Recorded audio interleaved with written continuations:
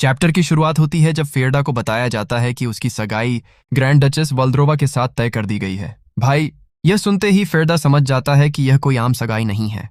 उसके सामने सिर्फ दो रास्ते हैं, या तो इस सगाई को तोड़कर अपने परिवार से हमेशा के लिए रिश्ता खत्म कर दें, या फिर इसे स्वीकार करके अपनी जान जोखिम में डाल दें।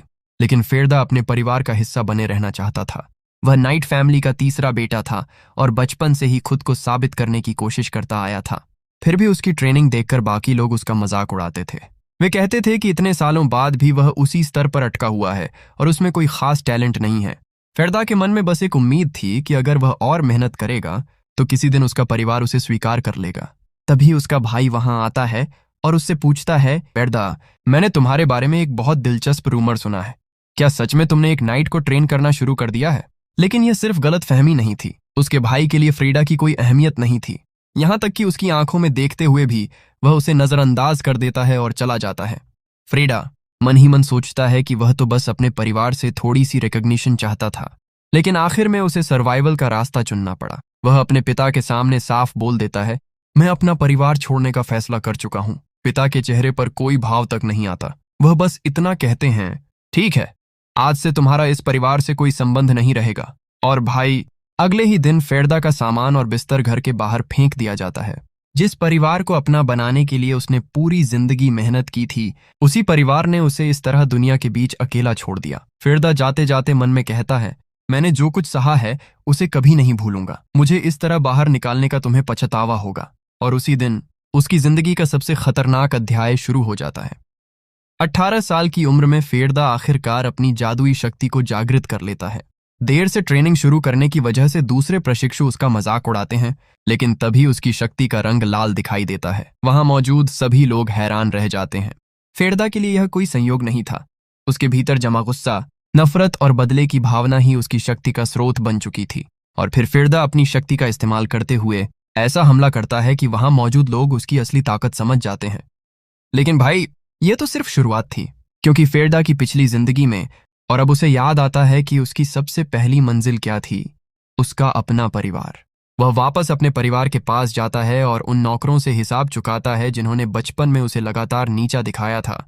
इसके बाद वह परिवार के दोनों भाइयों के बीच इतनी नफरत भड़काता है कि वे एक दूसरे के खिलाफ हो जाते हैं। आखिर में उसका पूरा परिवार उसके सामने टूट जाता है।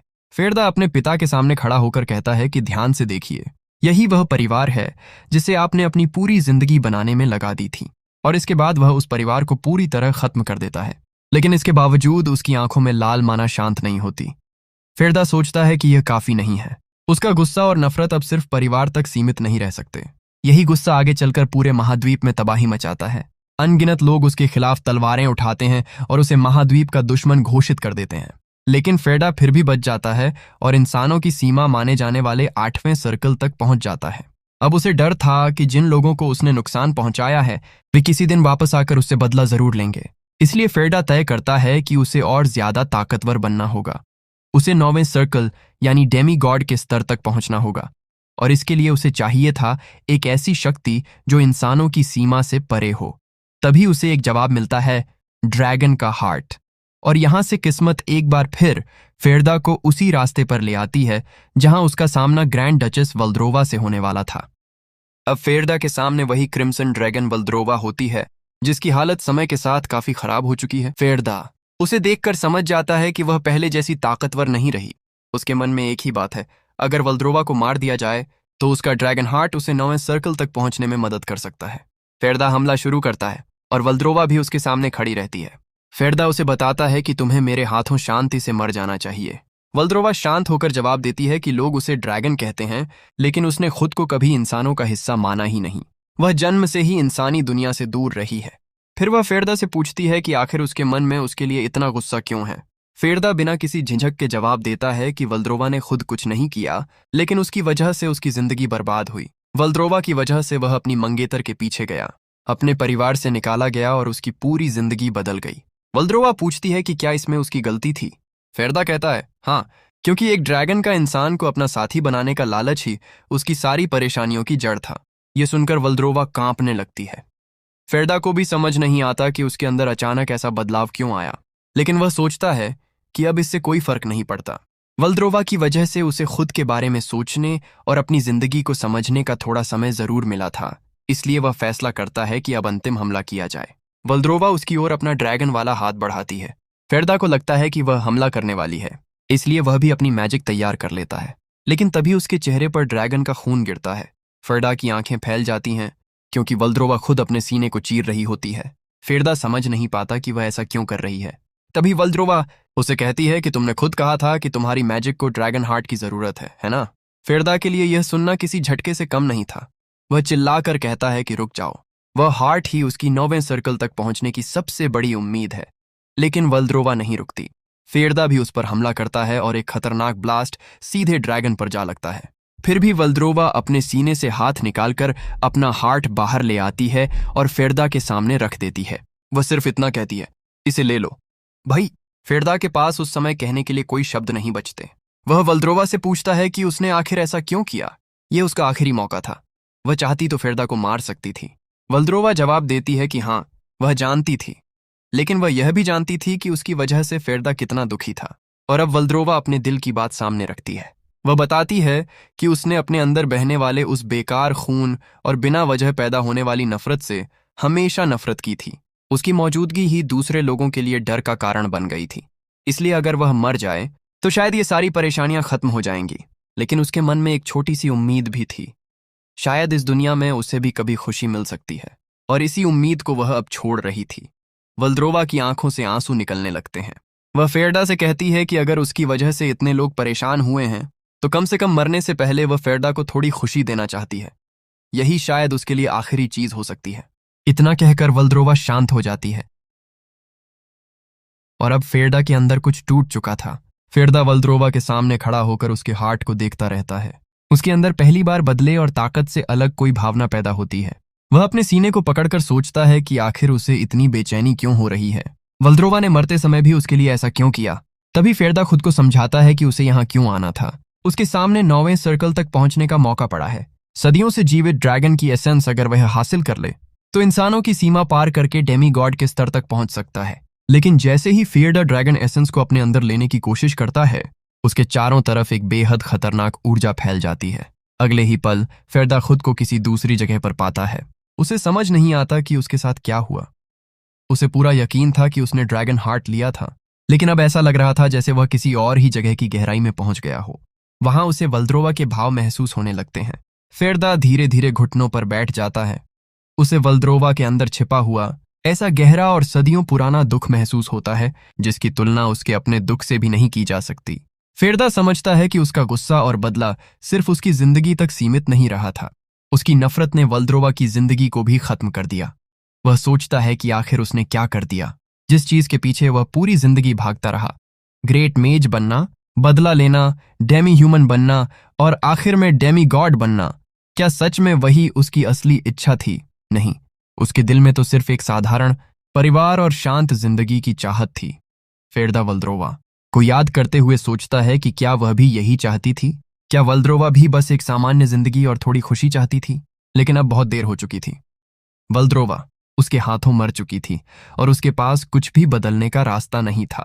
इसी गहरे दुख के बीच फेरदा एक बेहद शक्तिशाली सोल स्पेल का इस्तेमाल करता है जिसे सिर्फ 9वें सर्कल का मेज ही चला सकता है। स्पेल सक्रिय होते ही कुछ समय बाद उसे किसी की आवाज सुनाई देती है, फेरदा, फेरदा। अचानक उसकी आंखें खुल जाती हैं। वह खुद को एक अलग जगह पर पाता है और उसके सामने उसका पिता गुस्से में उसे आवाज दे रहे होते हैं कि वह उनसे बात करते समय जवाब क्यों नहीं दे रहा। फेरदा पूरी तरह भ्रमित हो जाता है। उसे याद है कि वह तो मर चुका था, लेकिन जब वह तारीख समझता है तो उसके होश उड़ जाते हैं। वह उसी दिन वापस आ चुका था जिस दिन उसके पिता ने पहली बार वल्द्रोवा के साथ उसकी सगाई की खबर सुनाई थी।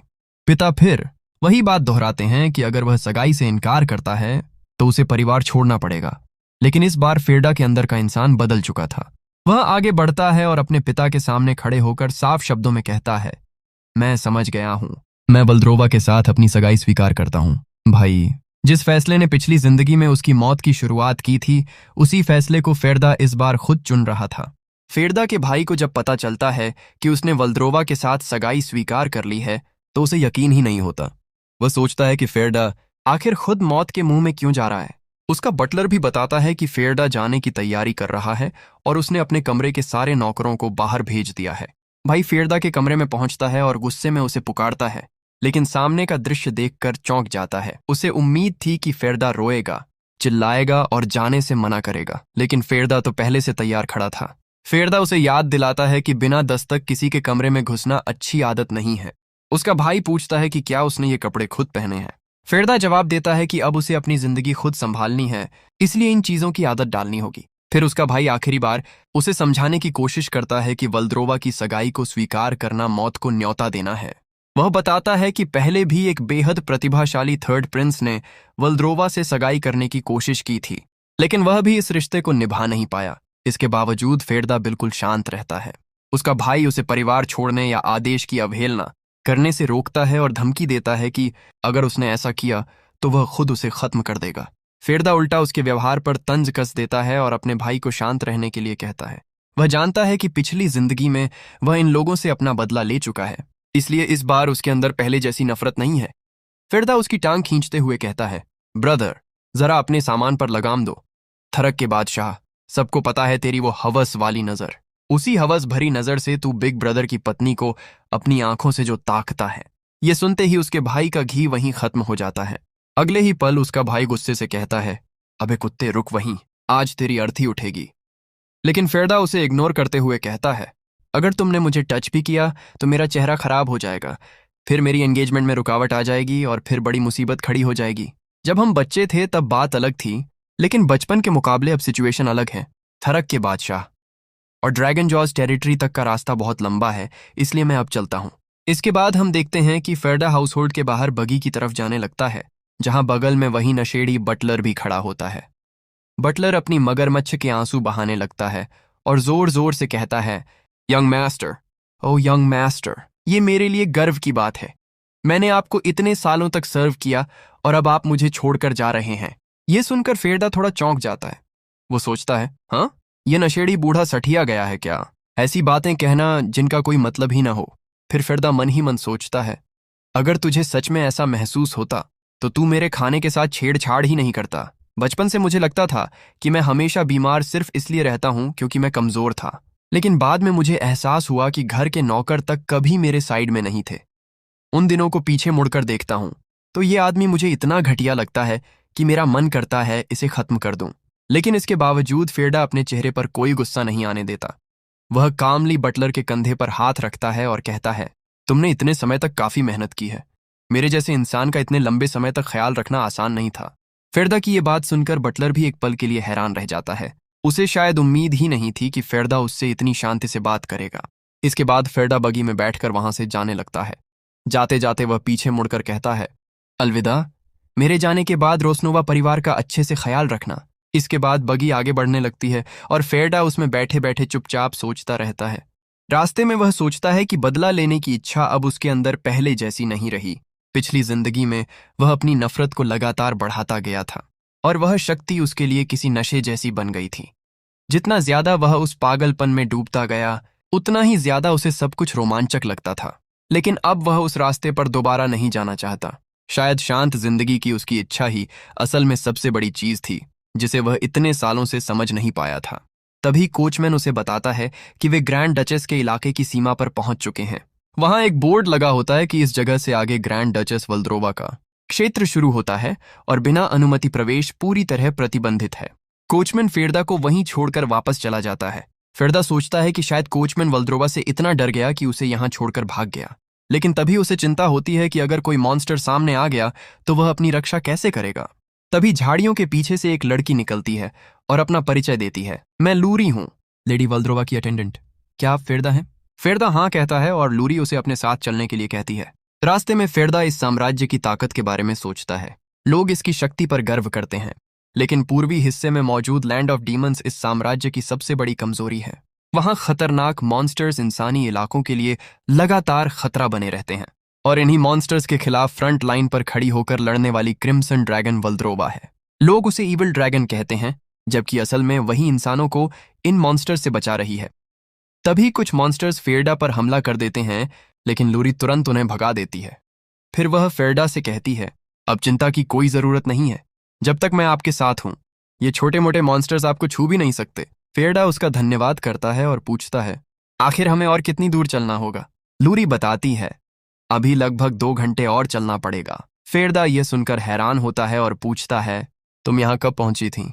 इतनी जल्दी कैसे आ गई? लूरी बिल्कुल सामान्य अंदाज में जवाब देती है, वहां से यहाँ आने में लगभग 10 मिनट लगे, मैं उड़कर आई थी। फेरडा मन ही मन सोचता है, जैसा मैंने सोचा था, ये कोई साधारण मेड नहीं है। इसके अंदर ड्रैगन ब्लड है और इसने ड्रैगन की शक्ति को इनहेरिट किया है। इसकी मैजिक और स्ट्रेंथ आम इंसानों से बिल्कुल अलग स्तर की है। फेरडा फिर लूरी से पूछता है, तो फिर हम भी उड़कर क्यों नहीं चलते? लूरी जवाब देती है, अगर ऐसा करना है तो मुझे आपको अपनी बाहों में उठाकर उड़ना पड़ेगा और यह मेरे लिए उचित नहीं होगा। फेरडा कहता है, उसकी चिंता मत करो, अगर तुम उड़ सकती हो तो मैं भी किसी तरह संभाल लूंगा। लेकिन लूरी साफ मना कर देती है। फेरडा आखिरकार समझ जाता है कि उसे जबरदस्ती करना बेकार है। वह कहता है, ठीक है, फिर पैदल ही चलते हैं, काफी देर हो गई है, थोड़ा आराम कर लेना चाहिए। लेकिन लूरी तुरंत जवाब देती है, नहीं, हमें जल्दी करनी होगी, हमारी मिस्ट्रेस हमारा इंतजार कर रही है। भाई, लूरी की यह बात सुनकर फेरडा समझ जाता है कि वल्द्रोवा खुद उसका इंतजार कर रही है। लेकिन उसके मन में कई सवाल घूम रहे थे। पिछली जिंदगी में यही वल्द्रोवा उसके जीवन की सबसे बड़ी वजह बनी थी। पहले उसके परिवार से अलग होने की, फिर उसके अंदर हेट्रेड और रिवेंज पैदा होने की, और आखिरकार उसकी अपनी मौत की भी। लेकिन इस जिंदगी में सब कुछ अलग था। फेरडा ने अपना बदला पहले ही ले लिया था। अब वह उसी रास्ते पर दोबारा नहीं जाना चाहता था। उसने पहली बार समझा था कि ताकत और बदले के पीछे भागते भागते उसने अपनी असली इच्छा ही खो दी थी। वह बस एक साधारण परिवार और शांत जिंदगी चाहता था, और अब उसे एक ऐसा मौका मिला था जहां शायद वह अपनी जिंदगी को अलग तरीके से जी सकता था। सामने वल्द्रोवा का डोमेन था और उसके भीतर वह ड्रैगन थी जिसे फेरडा पिछली जिंदगी में अपना दुश्मन समझता था। लेकिन इस बार वह उसके पास बदला लेने नहीं, बल्कि उसकी फियांसे बनने जा रहा था। उधर फेरडा भी थोड़ा परेशान हो जाता है। उसके मन में आता है कि आखिर शादी जैसी चीज कोई छोटी मोटी बात तो है नहीं, और झुक कर कहती है, मास्टर आपके फियांसे आ गए हैं। यह सुनकर फेरडा दरवाजे की दूसरी तरफ से आने वाली ओरा को महसूस करता है। उसे साफ महसूस हो रहा था कि यह सिर्फ किसी आम इंसान की प्रेजेंस नहीं है। क्या यह ड्रैगन की ओरा है? दबाव इतना ज्यादा था कि फेरडा भी समझ गया कि सामने वाला कोई साधारण व्यक्ति नहीं है। मेड कहती है, आप यहीं रुकिए, मैं अपनी मास्टर का संदेश लेकर आई हूं और वहीं आपको बताऊंगी। फेरडा पूछता है, क्या मैं उनसे सीधे बात कर सकता हूं? मेड गंभीर होकर कहती है, क्या आपको लगता है कि आपकी जैसी कोई व्यक्ति मेरी मास्टर के सामने जाकर उनसे सीधे बात करने का अधिकार रखता है? यह सुनकर फेरडा को तुरंत समझ आ जाता है कि यहाँ हालात कितने अलग हैं। कुछ देर बाद वह वापस आती है और कहती है, ठीक है, अब मैं ग्रैंड डचेस वल्द्रोवा का संदेश आपको देती हूँ। फिर वह वल्द्रोवा का संदेश सुनाती है, मैंने सुना है कि तुम आर्कॉन एम्पायर के आदेश का पालन करते हुए मेरे साथ एंगेजमेंट करने यहाँ तक आए हो। तुम्हारे साहस की मैं प्रशंसा करती हूँ कि तुम इतनी दूर तक मुझसे मिलने आए। लेकिन मेरा तुम्हारे साथ एंगेजमेंट आगे बढ़ाने का कोई इरादा नहीं है, इसलिए वापस वहीं चले जाओ जहां से आए हो। ये सुनकर फेरडा के मन में आता है, मैं इतनी दूर अपनी फियांसे बनने आया और अब वह मुझे वापस भेज रही है। अगर वह अपने पिछले जीवन वाला फेरडा होता तो शायद इस बात को स्वीकार कर लेता, लेकिन इस बार वह पहले जैसा नहीं था। फेरडा साफ कहता है, मैं यहाँ किसी आदेश की वजह से नहीं आया हूँ, मैं अपनी मर्जी से यहाँ खड़ा हूँ और मेरी यहाँ से वापस जाने की कोई इच्छा नहीं है। मैं ये एंगेजमेंट पूरी करना चाहता हूँ। फेरडा की बात सुनकर मेड भी कुछ पल के लिए हैरान रह जाती है। फिर वह बिल्कुल शांत होकर कहती है, समझ गई। अगले ही पल वह फेरडा के सामने रुपयों से भरा एक बड़ा बैग रख देती है और कहती है, लेडी वल्द्रोवा ने कहा है कि अगर तुम अभी वापस चले जाओगे तो तुम्हारे लिए जिंदगी जीना आसान हो जाएगा।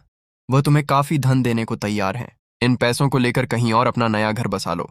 फेरडा बिना किसी झिझक के जवाब देता है, मुझे तुम्हारे धन या किसी संपत्ति में कोई दिलचस्पी नहीं है। मेरी दिलचस्पी सिर्फ ग्रैंड डचेस वल्द्रोवा से एंगेजमेंट करने में है। ये पूरा दृश्य देखने के बाद मेड कुछ देर तक चुप रहती है। फिर अचानक वह दरवाजा बंद करके गुस्से में चिल्लाती है, अपना समय बर्बाद करना बंद करो और यहां से निकल जाओ। फेरडा उसकी बात सुनकर पूछता है, क्या यह भी डचेस का संदेश है? मेड जवाब देती है, नहीं, मैं अपनी मास्टर की अटेंडेंट होने के नाते अपनी तरफ से कह रही हूं। अगर तुम यहां से नहीं गए तो खुद तुम्हारे रिश्तेदारों को बुलाकर तुम्हें ये चीजें देकर वापस भेजना पड़ेगा। इतना कहकर मेड फिर ड्रैगन की ओर चली जाती है। फेरडा उसे जाते हुए देखता है और मन ही मन सोचता है, ड्रैगन का डर। तभी मेड वापस उसकी ओर बढ़ती है और कहती है, मैं तुम्हारे जैसे लोगों को तुमसे ज्यादा जानती हूँ। मेरी लेडी के सामने खड़े होकर तुम्हारे अंदर कोई भावना नहीं दिखती, तुम सिर्फ पावर और एम्बिशन से भरे हुए हो। फेरडा जवाब देता है, तो क्या इसी वजह से थर्ड प्रिंस मारा गया था? मेड कहती है, हाँ, उसके मन में भी यही विचार थे। वह मैरिज पैक्ट बनाकर लेडी वल्द्रोवा का अपने फायदे के लिए इस्तेमाल करना चाहता था। उसे लगता था कि उसकी योजना किसी को पता नहीं चलेगी, लेकिन मेरी मास्टर से कुछ भी छिपाया नहीं जा सकता। फेरदा कुछ पल शांत रहता है और फिर कहता है, हाँ, वह सच में बहुत एम्बिशियस था। इसके बाद फेरदा मेड की तरफ देखकर कहता है, लेकिन मेरी नज़र में तुम भी कोई अलग नहीं हो। मेरी मास्टर को निराश करने की कोशिश करने की तुम्हारी हिम्मत कैसे हुई? क्या तुम भी थर्ड प्रिंस की तरह मरना चाहती हो? यह सुनकर फेरदा हल्का सा मुस्कुरा देता है। फिर वह गंभीर होकर कहता है, मैं फेरडा रोज नोवा अपने नाम की कसम खाकर कहता हूं कि मैं यहां किसी लालच की वजह से नहीं आया। मुझे किसी ने मजबूर नहीं किया और न ही मैं किसी फायदे के लिए यहां आया हूं। फेरदा मन ही मन सोचता है, मैं यहां इसलिए आया हूं क्योंकि पिछली बार उसने मुझे अपना हार्ट दिया था। उस समय मैं इतना सेल्फिश था कि उसके सैक्रिफाइस को समझ ही नहीं पाया। लेकिन इस बार मैं अलग हूं। इस बार मैं तुम्हारा एलाई बनना चाहता हूं। फिर फेरदा मेड से कहता है, जाकर अपनी मास्टर से कह दो कि अब से मैं किसी अटेंडेंट से बात नहीं करूंगा। मैं सीधे उनसे बात करूंगा। मैं यहाँ वाल्द्रोवा की फियांसे बनने आया हूं क्योंकि शायद हमारी डेस्टिनी में एक दूसरे का पार्टनर बनना लिखा है। यह सुनते ही मेड फिर गुस्से में आ जाती है, तुम बेकार की बातें करने की हिम्मत कैसे करते हो? लेकिन कुछ पल बाद वह खुद को शांत करती है और कहती है, थोड़ा इंतजार करो। फेरदा आराम से कहता है, ठीक है। मेड तुरंत ड्रैगन के पास जाती है और उसे बताती है, लेडी, वह व्यक्ति खुद को आपका फ्यूचर फियांसे बनाना चाहता है। यही उसका जवाब है। यह सुनकर वल्द्रोवा भी गंभीर हो जाती है। मेड आगे बताती है कि फेरदा ने उसके सामने खड़े होकर उसकी ऑरा से बिल्कुल डर नहीं दिखाया। वल्द्रोवा पूछती है, क्या यह सच है? वह मेरे सामने खड़े होकर मेरी आंखों में देख रहा था? मेड जवाब देती है, हाँ, जब मैंने उसे पहली बार देखा था तो मुझे लगा था कि वह बहुत कमजोर इंसान है। मुझे लगा था कि कासल तक पहुंचते पहुंचते ही मारा जाएगा। लेकिन उसकी आंखों में कुछ ऐसा था जिससे लगा कि वह बिल्कुल साधारण नहीं है। आपकी ऑरा तक उसे डरा नहीं सकी। वल्द्रोवा यह सुनकर कुछ देर सोचती है। मेड भी कहती है कि वह व्यक्ति उसकी आंखों में देखकर बात कर रहा था। वल्द्रोवा आखिरकार हल्का सा हंसती है और कहती है, सच में कितना भाग्यशाली है वह, एक इंसान जो मेरे साथ आई कांटेक्ट कर सकता है। शायद इसी वजह से मैं भी उसके सामने सामान्य तरीके से बात कर सकती हूँ। फिर वल्द्रोवा फैसला करती है कि फेरदा के साथ एंगेजमेंट आगे बढ़ाई जाए। मेड बाहर आती है और फेरदा से कहती है, मेरी मास्टर ने तुम्हारी एंगेजमेंट आगे बढ़ाने की अनुमति दे दी है। फिलहाल मैं तुम्हें तुम्हारा गेस्ट रूम दिखाती हूँ, मेरे साथ आओ। इसके बाद वह फेरदा को एक बेहद खूबसूरत गेस्ट रूम में लेकर जाती है।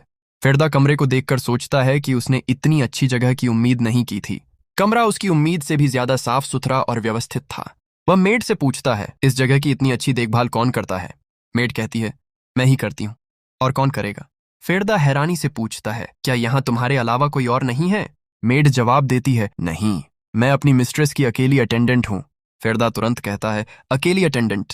तो फिर तुम मुझे गेस्ट क्यों कह रही हो? मैं तुम्हारी मिस्ट्रेस का फियांसे हूँ। मेड ठंडे अंदाज में जवाब देती है, अभी मैरिज सेरेमोनी पूरी नहीं हुई है, इसलिए मेरे लिए तुम सिर्फ एक गेस्ट हो।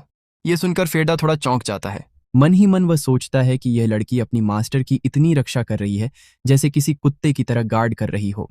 मानो उसे यह बिल्कुल पसंद नहीं कि कोई इंसान उसकी मिस्ट्रेस के करीब आए। फेरदा बेकार की बातों को छोड़कर सीधा सवाल करता है, ठीक है, ये बताओ कि एंगेजमेंट सेरेमोनी आखिर कब होगी? मेड जवाब देती है, 1 महीने के अंदर। वह आगे बताती है, तब तक तुम्हें ड्रैगन लेयर के अंदर ही रखा जाएगा। फेरदा सोचता है, तो 1 महीना काफी होना चाहिए। लेकिन मेड उसकी बात काटते हुए कहती है, किसने कहा कि सिर्फ 1 महीने के अंदर तुम्हारी शादी पक्की हो जाएगी? फिर वह गंभीर होकर बताती है, 1 महीना तुम्हारी डेडलाइन है। इस दौरान तुम्हें अपनी वर्थ साबित करनी होगी। फेरदा पूछता है, वर्थ साबित करने की डेडलाइन? मेड कहती है, हाँ, अगर तुम ग्रैंड डचेस के पार्टनर बनने वाले हो तो तुम्हारा स्टेटस और क्षमता इतनी होनी चाहिए कि तुम्हारी मौजूदगी उसके लिए फायदेमंद हो। इसलिए तुम्हारे पास सिर्फ 1 महीना है। इस दौरान खुद को साबित करो और दिखाओ कि तुम उसके पार्टनर बनने के योग्य हो। यह सुनकर फेरदा को एक बार फिर एहसास होता है कि वल्द्रोवा से शादी करना बिल्कुल आसान काम नहीं है। फेरदा पूछता है, क्या यह तुम्हारी मास्टर का फैसला है? मेड जवाब देती है, नहीं, मेरी मिस्ट्रेस का दिल काफी नरम है। वह शायद इस मैटर को उतना सीरियस नहीं लेना चाहती। अगर बात सिर्फ उन पर छोड़ दी जाए तो शायद वह तुम्हें ऐसे ही वापस जाने दें, लेकिन मैं ऐसा नहीं होने दूंगी। वह आगे कहती है, अगर तुम अपनी वर्थ साबित नहीं कर सकते तो फिर तुम उनकी फियांसे बनने के लायक नहीं हो। तुम चाहे खुद को कितना भी बड़ा समझो, ग्रैंड डचेस के लाइफ पार्टनर के रूप में तुम्हें कोई रिकॉग्नाइज नहीं करेगा। फेरदा उसकी सारी बातें ध्यान से सुनता है और मन ही मन सोचता है, मेरी फियांसे ने अपने साथ एक अच्छा इंसान रखा है। भले ही वह मुझे पसंद नहीं करती, फिर भी उसने अपनी मास्टर को सबसे ऊपर रखा और लाइफ पार्टनर के लिए जरूरी चीजें साफ साफ बता दी। फेरदा फिर कहता है, ठीक है, मैं समझ गया। तुम चाहती हो कि मैं अपनी कैपेबिलिटी साबित करूं, लेकिन आखिर मुझे कितना पावरफुल बनना होगा? क्या मुझे इस एम्पायर का एम्परर बनना पड़ेगा? मेड तुरंत कहती है, नहीं, मुझे इतना भी नहीं चाहिए।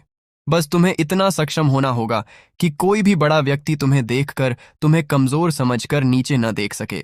फेरदा मन ही मन सोचता है, ये बात इतनी आसानी से कह रही है जैसे मुझे बस उतनी ही क्षमता हासिल करनी है। फिर वह कहता है, ठीक है, समझ गया। फेरदा का इतना शांत जवाब सुनकर मेड थोड़ी इरिटेट हो जाती है। वह पूछती है, तुम इतने काम कैसे हो? क्या ड्रैगन से मिलना तुम्हारे लिए इतना आसान है, या फिर तुम कोई बेवकूफ हो? फेरदा बिल्कुल शांत रहता है और कहता है, चिंता मत करो, 1 महीने के अंदर मैं तुम्हें अपनी इतनी एबिलिटीज दिखाऊंगा कि तुम खुद कन्विंस्ड हो जाओगी। फेरदा का कॉन्फिडेंस देखकर मेड मन ही मन सोचने लगती है, आखिर इस इंसान के अंदर ऐसा क्या है जिसकी वजह से ये इतना कॉन्फिडेंट है। इसके बाद रात का सीन दिखाया जाता है। फेरदा सोचता है, मुझे अपनी पोटेंशियल साबित करनी होगी। हाँ, ये सच है, अभी मेरे पास कोई खास एबिलिटी नहीं है। हालांकि पूरे कॉन्टिनेंट में ऐसी बहुत सी चीजें हैं जिन्हें बेहद प्रेशियस माना जाता है। फेरदा अपने हालात को समझने लगता है। उसे पता था कि ग्रैंड डचेस वल्द्रोवा के साथ एंगेजमेंट सिर्फ नाम की बात नहीं थी। अगर उसे वास्तव में उसका पार्टनर बनना है तो उसे अपनी ताकत और पोटेंशियल दोनों साबित करने होंगे। 1 महीने का समय बहुत ज्यादा नहीं था, लेकिन फेरदा के लिए यह मौका भी कम नहीं था। पिछली जिंदगी में उसने पावर और रिवेंज के पीछे भागते हुए बहुत कुछ हासिल किया था, लेकिन इस बार वह उस पुराने रास्ते पर वापस नहीं जाना चाहता था। 9th सर्कल तक पहुंचने के अपने पुराने एक्सपीरियंस को याद करते हुए फेरदा सोचता है कि किसी भी मेज के लिए पहला सर्कल सबसे इंपॉर्टेंट होता है, क्योंकि यहीं से उसकी पूरी मैजिकल जर्नी की डायरेक्शन तय होती है। इसे एक क्रॉस रोड्स की तरह समझो, जहां इंसान अपने मेंटल सर्किट की नेचर चुनता है। एक तरफ ब्लू सर्किट होता है जो मेडिटेशन के जरिए बनाया जाता है। इसकी ग्रोथ काफी स्लो होती है, लेकिन ये स्टेबल होता है और इसे कंट्रोल करना कंपैरेटिवली आसान रहता है। वहीं दूसरी तरफ रेड सर्किट है जो डेंजरस इमोशंस से बनता है। ये इंसान को बहुत तेजी से ग्रो कर सकता है, लेकिन इसकी सबसे बड़ी प्रॉब्लम यही है कि अगर इमोशंस कंट्रोल से बाहर हो जाएं, तो इंसान खुद उन्हीं इमोशंस का शिकार बन जाता है। अपने पास्ट लाइफ में फेरदा ने इसी रेड सर्किट को चुना था और हेट्रेड तथा एंगर की ताकत पर ग्रेट मेज तक पहुंच गया था। इसलिए उसे पता है कि अगर उसने फिर वही रास्ता चुना तो उसकी पावर बहुत तेजी से बढ़ सकती है, लेकिन वो दोबारा अपनी इमोशंस में बह जाएगा। इस बार फेरदा ऐसा बिल्कुल नहीं चाहता। वो अपनी पास्ट लाइफ की वही गलती दोहराने के बजाय एक अलग रास्ता चुनना चाहता है। इसके बाद 1 हफ्ते का टाइम स्किप होता है। फेरदा लगातार प्रैक्टिस कर रहा होता है और अपने ब्लू सर्किट को क्रिएट करने की कोशिश करता है, लेकिन अगले ही पल उसका बनाया हुआ सर्किट फिर टूट जाता है। फेरदा मन ही मन सोचता है कि एक और फेलियर हो गया। आमतौर पर ब्लू सर्किट बनाने में 3 साल तक लग सकते हैं। फेरदा के लिए यह टाइम बहुत ज्यादा है, लेकिन रिग्रेशन की वजह से उसके पास पिछली जिंदगी का एक्सपीरियंस है, इसलिए उसे उम्मीद है कि वो इसे काफी जल्दी कंप्लीट कर लेगा। प्रॉब्लम सिर्फ इतनी है कि ब्लू सर्किट का फीलिंग उसके पुराने रेड सर्किट से बिल्कुल अलग है और अब उसके पास सिर्फ 3 हफ्ते बचे हैं। इसी बीच लूरियन उसके लिए खाना लेकर आती है और उसे अभी भी प्रैक्टिस करते देखकर पूछती है, क्या आप अभी भी ट्रेनिंग कर रहे हैं? फेरदा जवाब देता है, हाँ। लूरियन उसे देखकर कहती है कि उसे तो ऐसा बिल्कुल नहीं लग रहा कि कुछ बदला है। फेरदा भी समझता है कि अगर वो इसी तरह प्रैक्टिस करता रहा तो बात नहीं बनेगी। सच तो यह है कि वो बिल्कुल प्रोग्रेस नहीं कर पा रहा। उसे कोई दूसरा तरीका ढूंढना पड़ेगा। तभी खाना खाते समय फेरदा को अचानक एक अजीब वाइब्रेशन महसूस होती है। वो पूछता है कि आखिर ये वाइब्रेशन कैसी है। लूरियन बताती है कि उसकी मिस्ट्रेस अभी मॉन्स्टर्स को डिस्ट्रॉय कर रही हैं। फेरदा चौंक कर पूछता है, मॉन्स्टर्स को डिस्ट्रॉय कर रही हैं? लूरियन बताती है कि उसकी मिस्ट्रेस खुद जाकर डीमन लैंड से निकलने वाले मॉन्स्टर्स का सामना करती हैं और उन्हें खत्म करती हैं। ये सुनते ही फेरदा कहता है कि वो भी उस बैटल को अपनी आंखों से देखना चाहता है। लूरियन तुरंत मना कर देती है और कहती है कि उसके लिए वहां न जाना ही बेहतर होगा। फेरदा पूछता है, लेकिन क्यों? लूरियन समझाती है कि कोई भी नॉर्मल ह्यूमन उस ड्रैगन की प्रेजेंस और उसके वेट को सहन नहीं कर सकता। अगर एंगेजमेंट से पहले ही उसकी हालत खराब हो गई तो ये उसके लिए अच्छा नहीं होगा। लेकिन फेरदा साफ मना कर देता है। वो कहता है कि अगर आगे चलकर वल्द्रोवा उसकी पार्टनर बनने वाली है तो वो उसे अपनी आंखों से देखना चाहता है। आखिर वो फ्यूचर में उसकी ड्यूटी और उसकी लड़ाइयों को समझना चाहता है। अगले ही सीन में लूरियन फेरदा को उड़ाकर उस बैटलफील्ड तक ले जाती है। वहां पहुंचते ही जैसे ही वो उसे नीचे उतारती है, फेरदा लगभग जमीन पर गिर पड़ता है। वो मन ही मन सोचता है कि लूरियन की फ्लाइंग स्पीड तो टेलीपोर्टेशन से कम नहीं है। भाई, मेड समझकर अंडर एस्टिमेट करना सच में भारी पड़ सकता है। लूरियन उसे संभलने को कहती है और सामने देखने के लिए कहती है। फेरदा जैसे ही सामने देखता है, उसकी आंखें खुली की खुली रह जाती हैं। वहां बहुत सारे मॉन्स्टर्स इकट्ठा हो चुके होते हैं और तभी अचानक उनमें से एक से स्ट्रेंज एनर्जी निकलती है। अगले ही पल एक बेहद पावरफुल ब्लास्ट होता है। उसी ब्लास्ट के बीच वल्द्रोवा वहां प्रकट होती है। उसकी प्रेजेंस आते ही सारे मॉन्स्टर्स बेकाबू हो जाते हैं, लेकिन वाल्द्रोवा बिना किसी हेजिटेशन के एक मॉन्स्टर को पकड़ती है और उसे बेरहमी से खत्म कर देती है। फिर वो एक एक करके बाकी मॉन्स्टर्स को भी एलिमिनेट करने लगती है। इसके बाद वल्द्रोवा अपना फायर ब्रेथ इस्तेमाल करती है। एक बेहद डेंजरस अटैक बैटलफील्ड को हिला देता है। लूरियन और फेरदा दूर खड़े होकर ये पूरा सीन देखते रहते हैं। तभी वल्द्रोवा एक भयानक रोर करती है।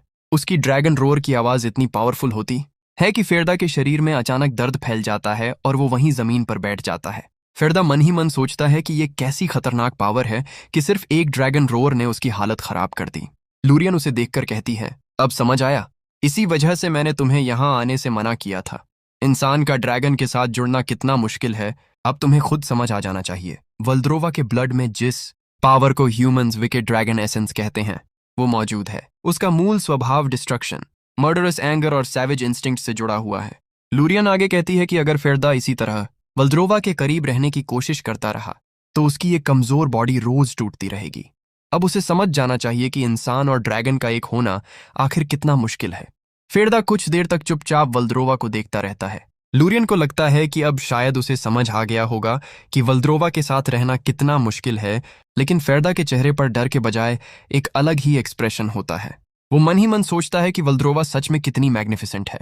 लूरियन उसकी तरफ देखती है और उसे मुस्कुराता हुआ देखकर खुद हैरान रह जाती है। वो सोचती है, ये मुस्कुरा क्यों रहा है इतनी डेंजरस चीज देखने के बाद भी। लूरियन के हिसाब से तो ऐसा इंसान शायद कोई क्रेजी मैसोकिस्ट ही हो सकता है जिसे चोट खाने में भी मजा आता हो, लेकिन फेरदा के लिए बात कुछ और है। वो वल्द्रोवा को सिर्फ एक टेरिफाइंग ड्रैगन के रूप में नहीं देख रहा था। उसने पहली बार उसकी असली नेचर को अपनी आंखों के सामने देखा था। वल्द्रोवा अपनी पावर का इस्तेमाल किसी बेवजह की डिस्ट्रक्शन के लिए नहीं कर रही थी। वो मॉन्स्टर्स को रोक रही थी, लोगों की रक्षा कर रही थी और अपने टेरिटरी को बचा रही थी।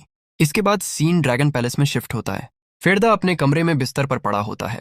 उसकी पूरी बॉडी लगभग नम हो चुकी होती है। वो मन ही मन सोचता है कि किसी तरह उसने खुद को संभाल तो लिया, लेकिन उसकी हालत अभी भी काफी खराब है। ड्रैगन फियर को सहने के बाद उसने सीधे ड्रैगन रोर भी झेला था। उसकी हालत इतनी खराब थी कि अगर लूरियन उसे उठाकर वापस कमरे तक न लाती तो शायद वो खुद चल भी नहीं पाता।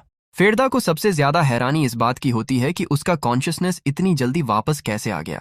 फिर वो सोचता है कि उसका ब्लू सर्किट अभी भी उससे बहुत दूर है और ऊपर से आज का पूरा दिन भी इसी तरह निकल गया। लेकिन उसके दिमाग में एक ही सवाल घूम रहा था, आखिर वो उस बैटल को देखने क्यों गया था। जब वो उस पूरी घटना को दोबारा याद करता है तो वल्द्रोवा का ड्रैगन फॉर्म उसकी आंखों के सामने घूमने लगता है और उसे फिर से सिहरन महसूस होती है। फेरदा मानता है कि वो सीन सच में डरावना था, लेकिन इसके बावजूद उसकी नजर वल्द्रोवा से हट नहीं पाई। उसने पहली बार देखा कि वाल्द्रोवा अपनी असली आइडेंटिटी को किसी से छिपाए बिना एक डेंजरस ड्रैगन के रूप में सामने आती है और फिर भी उन मॉन्स्टर्स को रोकने के लिए खुद लड़ती है। फेरदा सोचता है कि वो सिर्फ अपने लव्ड वंस को बचाने के लिए इस रास्ते पर चल रही है और शायद इसी वजह से उसे वाल्द्रोवा के लिए एक अलग तरह का रिस्पेक्ट महसूस होने लगा है। फेरदा मन ही मन सोचता है कि अगर वो और वाल्द्रोवा कुछ समय साथ रहें तो आखिर उसे किस तरह का एहसास होगा। फिर उसका ध्यान अपने मेंटल सर्किट पर जाता है। वो समझता है कि रेड सर्किट उसकी पुरानी जिंदगी की गलती थी। वो उस रास्ते पर दोबारा नहीं जाना चाहता। उसे एंगर और रिवेंज के सहारे अपनी पावर नहीं बढ़ानी। लेकिन अब उसके अंदर एक नया इमोशन पैदा हो चुका था। वो इमोशन ना तो हेट्रेड था और ना ही रिवेंज। फेरदा खुद भी कंफ्यूज था कि आखिर इस फीलिंग को क्या नाम दिया जाए।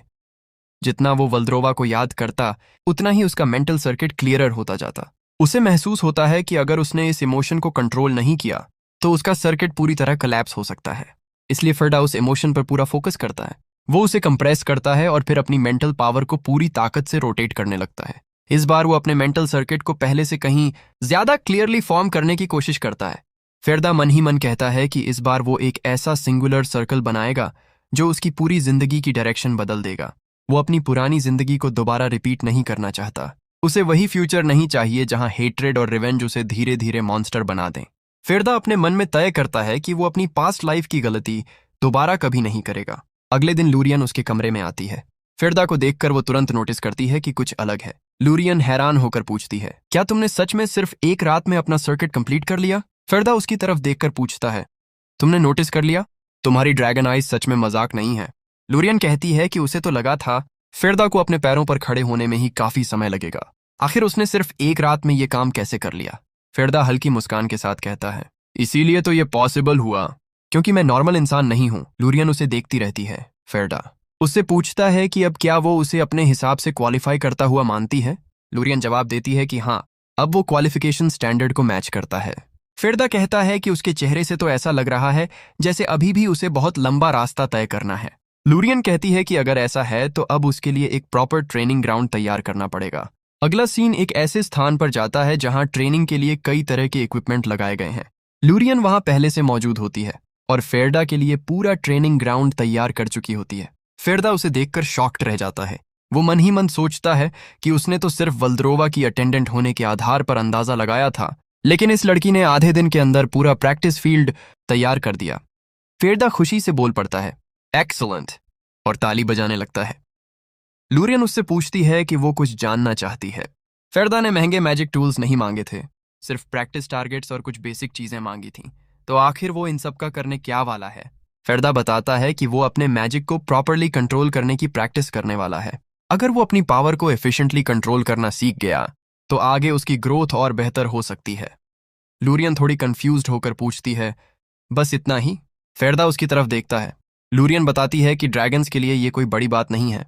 उनके लिए मैजिक कंट्रोल करना लगभग ब्रीदिंग जितना नेचुरल है।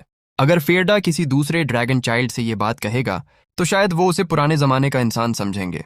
फेरदा थोड़ा चुप हो जाता है और मन ही मन सोचता है कि इन लोगों के लिए मैजिक इतनी नेचुरल चीज है क्योंकि वो जन्म से ही ऐसी एबिलिटीज लेकर आते हैं। आखिर कोई ऐसा इंसान जो जन्म से ही पावर का गिफ्ट लेकर पैदा हुआ हो, वो ह्यूमन एफर्ट की असली कीमत कैसे समझ सकता है?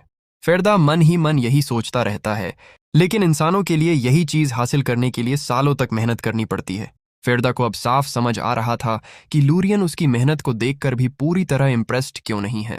उसके लिए ये सब कुछ वैसा ही है जैसे किसी इंसान के लिए सामान्य तरीके से सांस लेना। सामने तैयार किया गया पूरा ट्रेनिंग ग्राउंड इसी काम के लिए था। फेरदा उस जगह को ध्यान से देखता है और फिर प्रैक्टिस शुरू करने के लिए आगे बढ़ता है।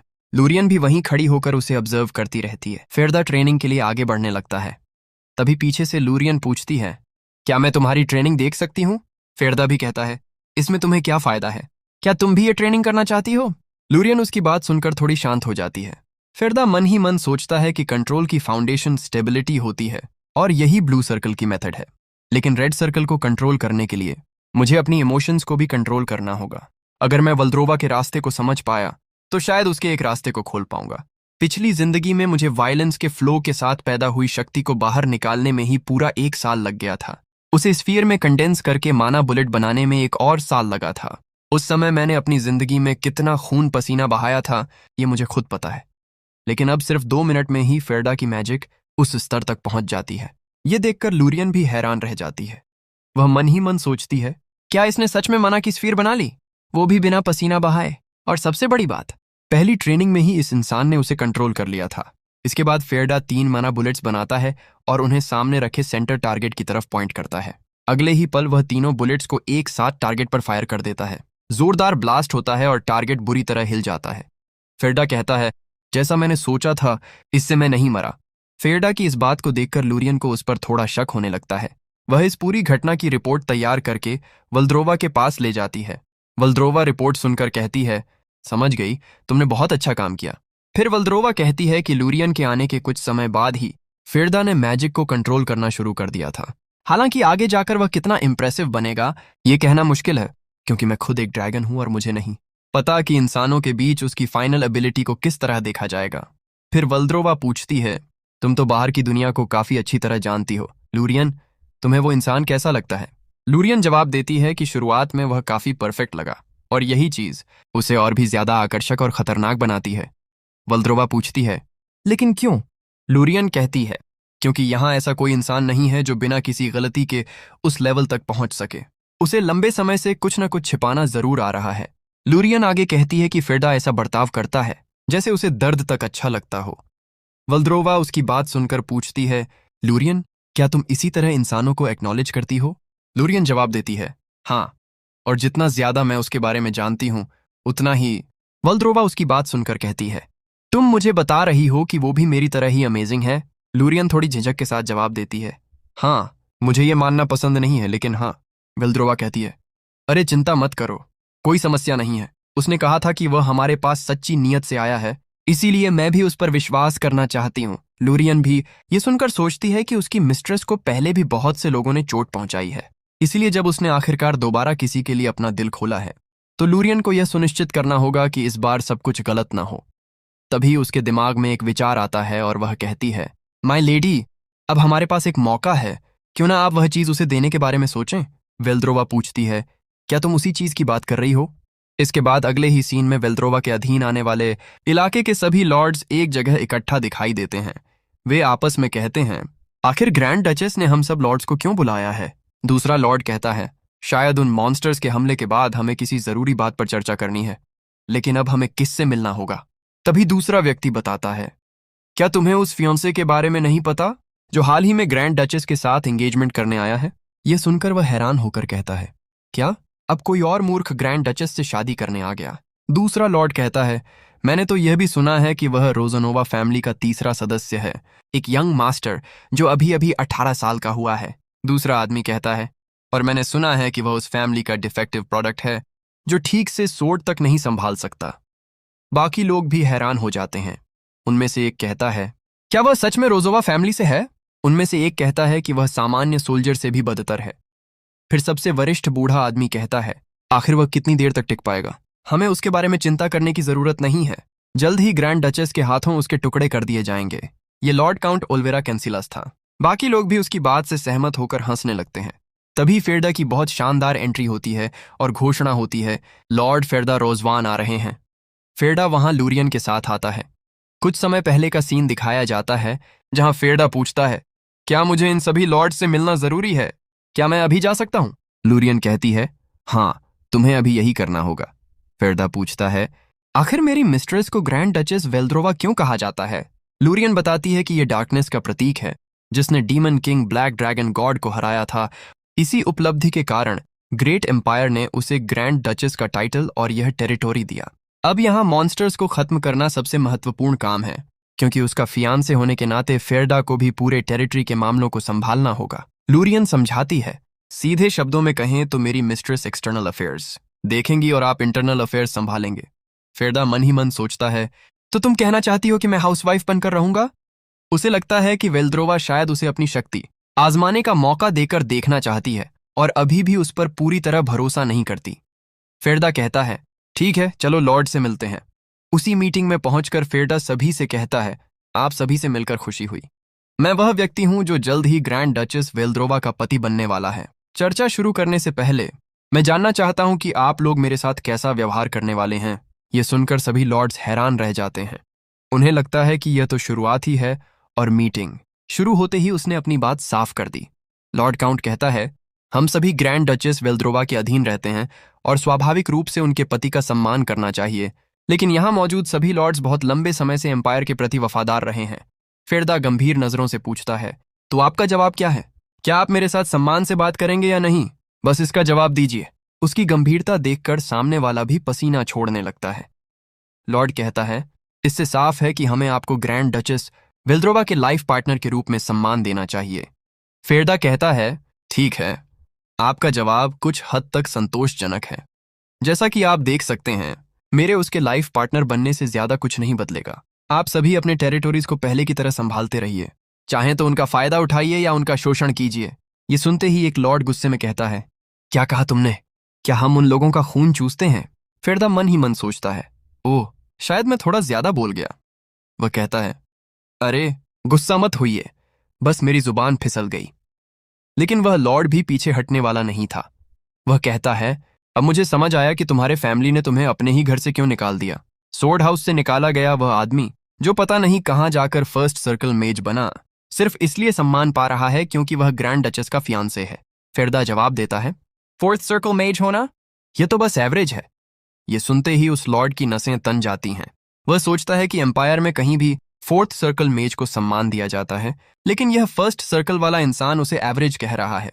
वह कहता है, लगता है तुम्हें मैनर्स सिखाने पड़ेंगे। तभी फेरडा कहता है, तो क्यों ना हम ड्यूअल कर लें? यह फर्स्ट सर्कल मेजेस की क्षमता देखने का अच्छा मौका होगा। तुम और मैं एक ड्यूअल कर लेते हैं। इसके बाद सीन ट्रेनिंग ग्राउंड के बाहर पहुंचता है, जहां सभी लोग इस मुकाबले को लेकर बातें कर रहे होते हैं। एक तरफ फर्स्ट सर्कल का मेज और दूसरी तरफ फोर्थ सर्कल का मेज था, इसलिए किसी को भी समझ नहीं आ रहा था कि आखिर कौन जीतेगा। एक आदमी कहता है कि शायद ये उस नए फियांसे को अपनी ताकत दिखाने का अच्छा मौका है, लेकिन उसे जीतना आसान नहीं होगा।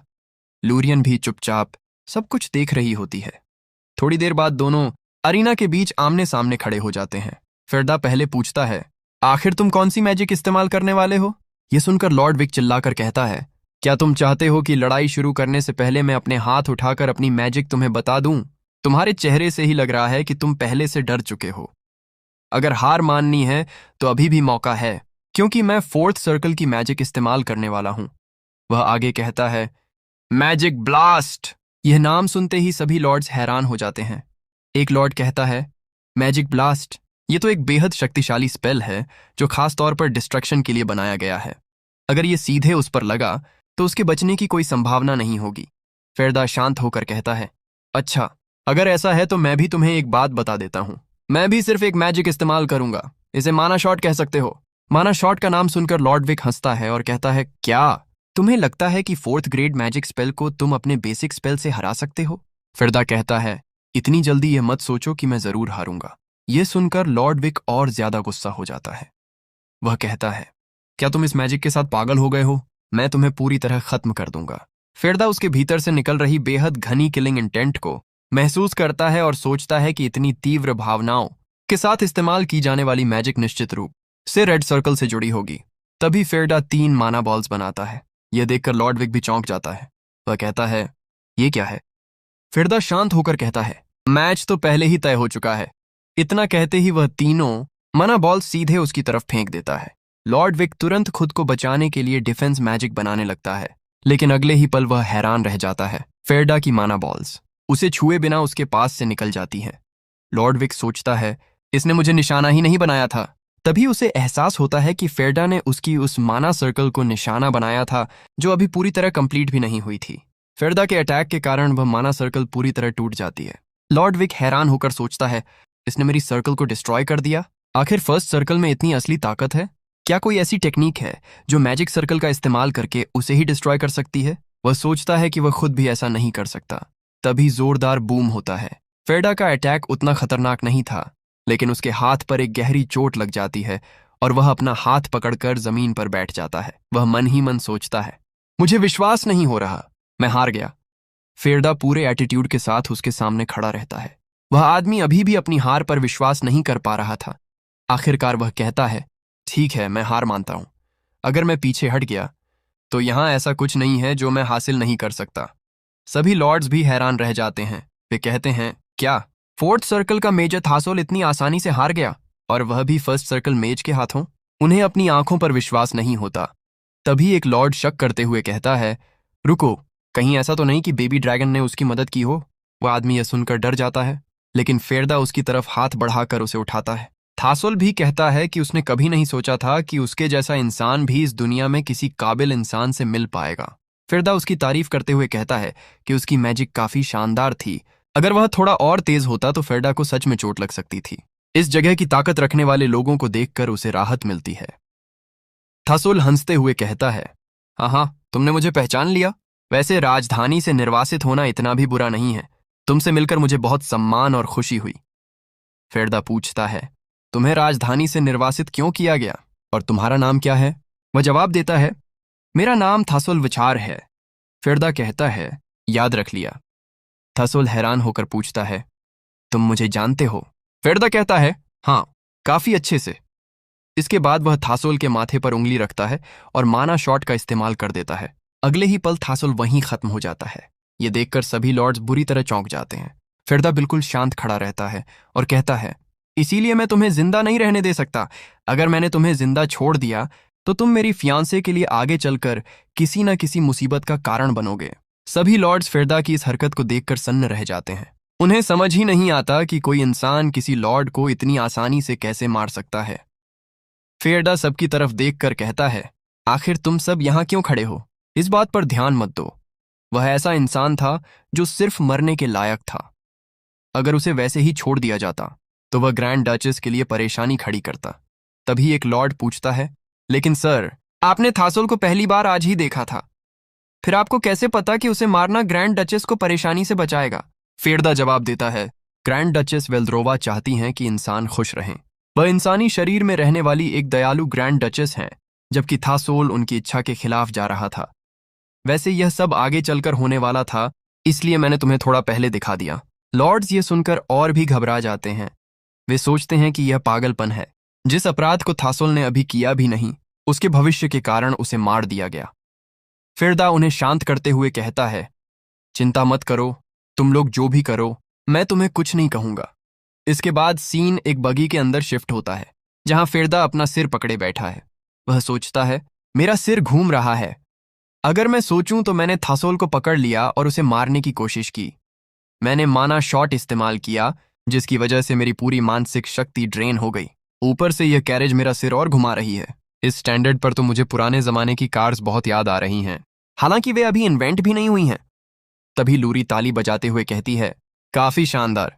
तुम्हारी पहली ही मीटिंग में ग्रैंड डचेस के एक लॉयल व्यक्ति को मार दिया गया। यह तुम्हारी एंगेजमेंट के लिए बहुत बड़ी परेशानी बनने वाली है। फेरडा पूछता है, तुम कहना चाहती हो कि मैंने ग्रैंड डचेस के लॉयल व्यक्ति को मार दिया? लूरी जवाब देती है, हाँ, चाहे तुम मानो या नहीं, वह ग्रैंड डचेस के सबसे लॉयल लोगों में से एक था। फेरडा कहता है, तो यह थोड़ा मुश्किल हो सकता है। लूरी बताती है कि थासोल कुछ मामलों में सही था और उसमें थोड़ी करप्शन भी थी, लेकिन फिर भी वह ग्रैंड डचेस के सबसे अच्छे लॉयल लोगों में से था। बाकी लॉर्ड्स भी अपने फायदे के लिए जेब भरने में लगे हुए हैं। फेरदा मन ही मन सोचता है कि यहाँ के सभी लॉर्ड्स काफी बड़े भ्रष्ट लोग हैं। फिर वह कहता है, फिर भी एंगेजमेंट अपने तरीके से आगे बढ़ेगी, क्योंकि थासोल को मारने का मेरा फैसला सही था। इसके बाद उसकी नजर सामने रखे एक बंडल पर पड़ती है। फेरदा सोचता है कि अगर उसकी मेमोरी सही है तो थासोल ने अतीत में एक बहुत बड़ा अपराध किया था। तभी सीन थासोल के घर पर जाता है, जहां उसका बटलर फेरडा और लूरी का स्वागत करता है। बटलर कहता है, आपका इस शानदार घर में स्वागत है। ग्रैंड डचेस के कास्टल से आए मेहमान की सेवा करना मेरे लिए सम्मान की बात है, लेकिन मुझे अफसोस है कि हमारे मास्टर अभी यहां मौजूद नहीं है। फेरदा सीधे कहता है, वह मर चुका है। यह सुनकर बटलर घबरा जाता है। फेरडा उसके सामने बंडल फेंक देता है। बटलर पूछता है, ये क्या है?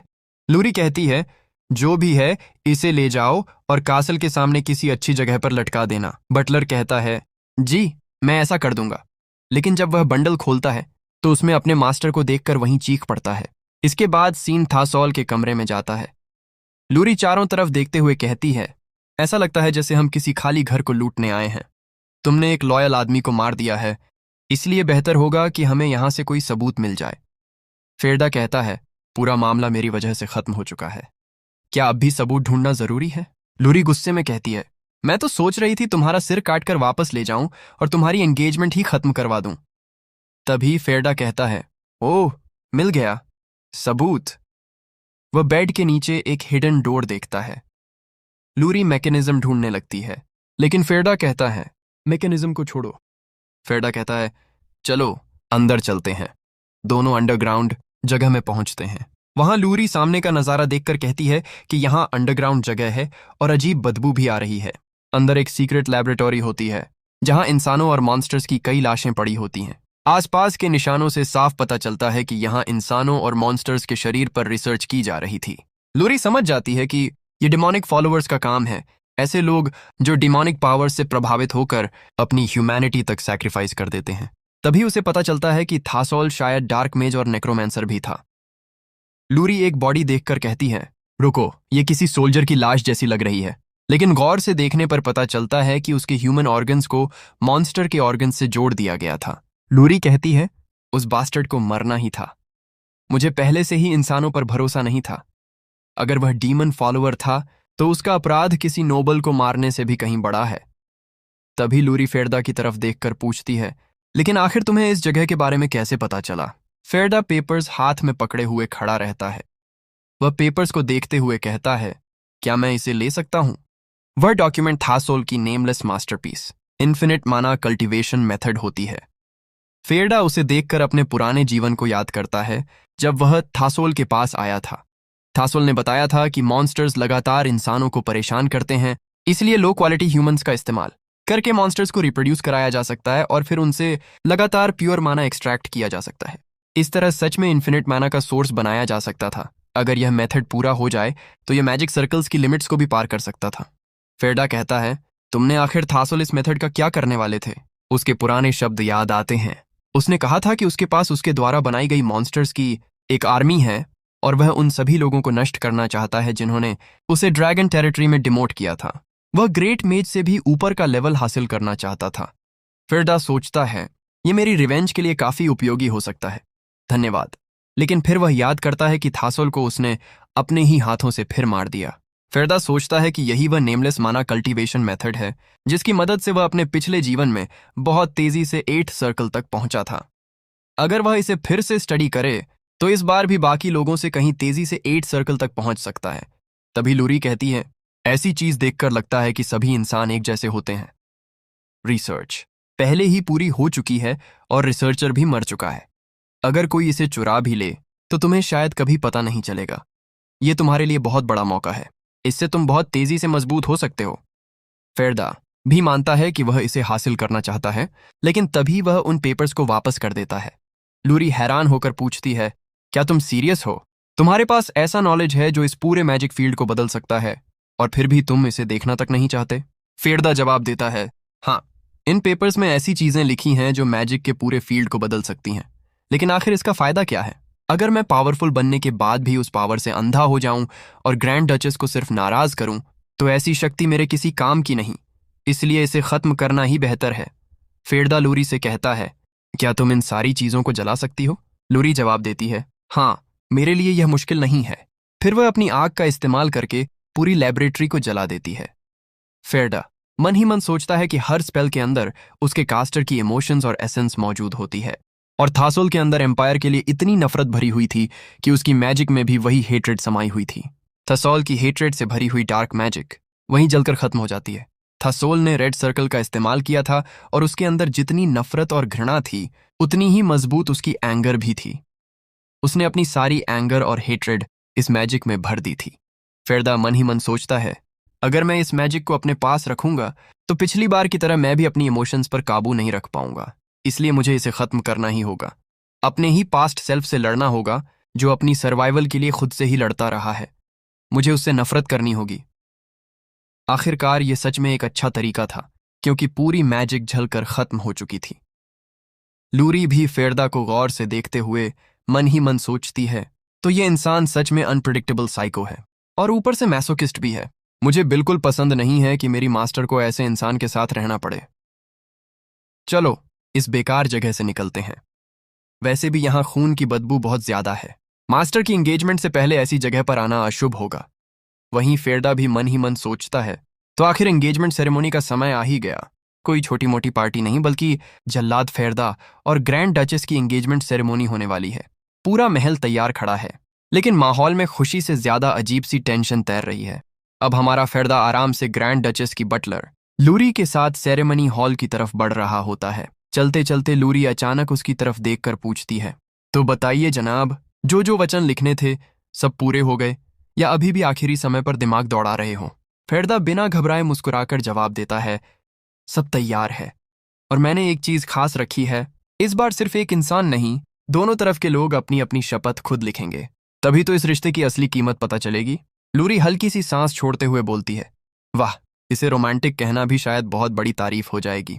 फिर उसके चेहरे की मुस्कान गायब हो जाती है और वह धीमे से कहती है, लेकिन अगर ताकत और रुतबे के हिसाब से देखो तो हमारी ग्रैंड डूचेस की एंगेजमेंट सेरेमनी की हालत ऐसी है कि किसी तबल में करवा देते तो शायद उससे भी बेहतर लगती।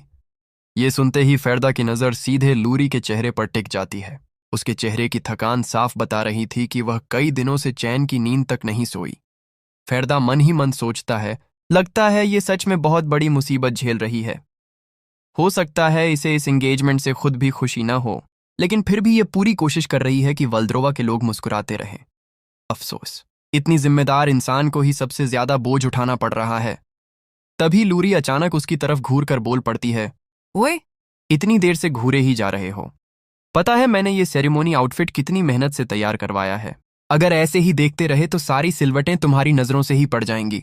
और बस फिर क्या था, ताने देने की मशीन पूरी स्पीड पर चालू हो गई। फेरदा अंदर ही अंदर हंसते हुए सोचता है, चलो अच्छा है, कम से कम अपना सारा गुस्सा मुझ पर निकालकर थोड़ी हल्की तो हो रही है। कुछ कदम आगे बढ़ने के बाद फेरदा का चेहरा फिर गंभीर हो जाता है।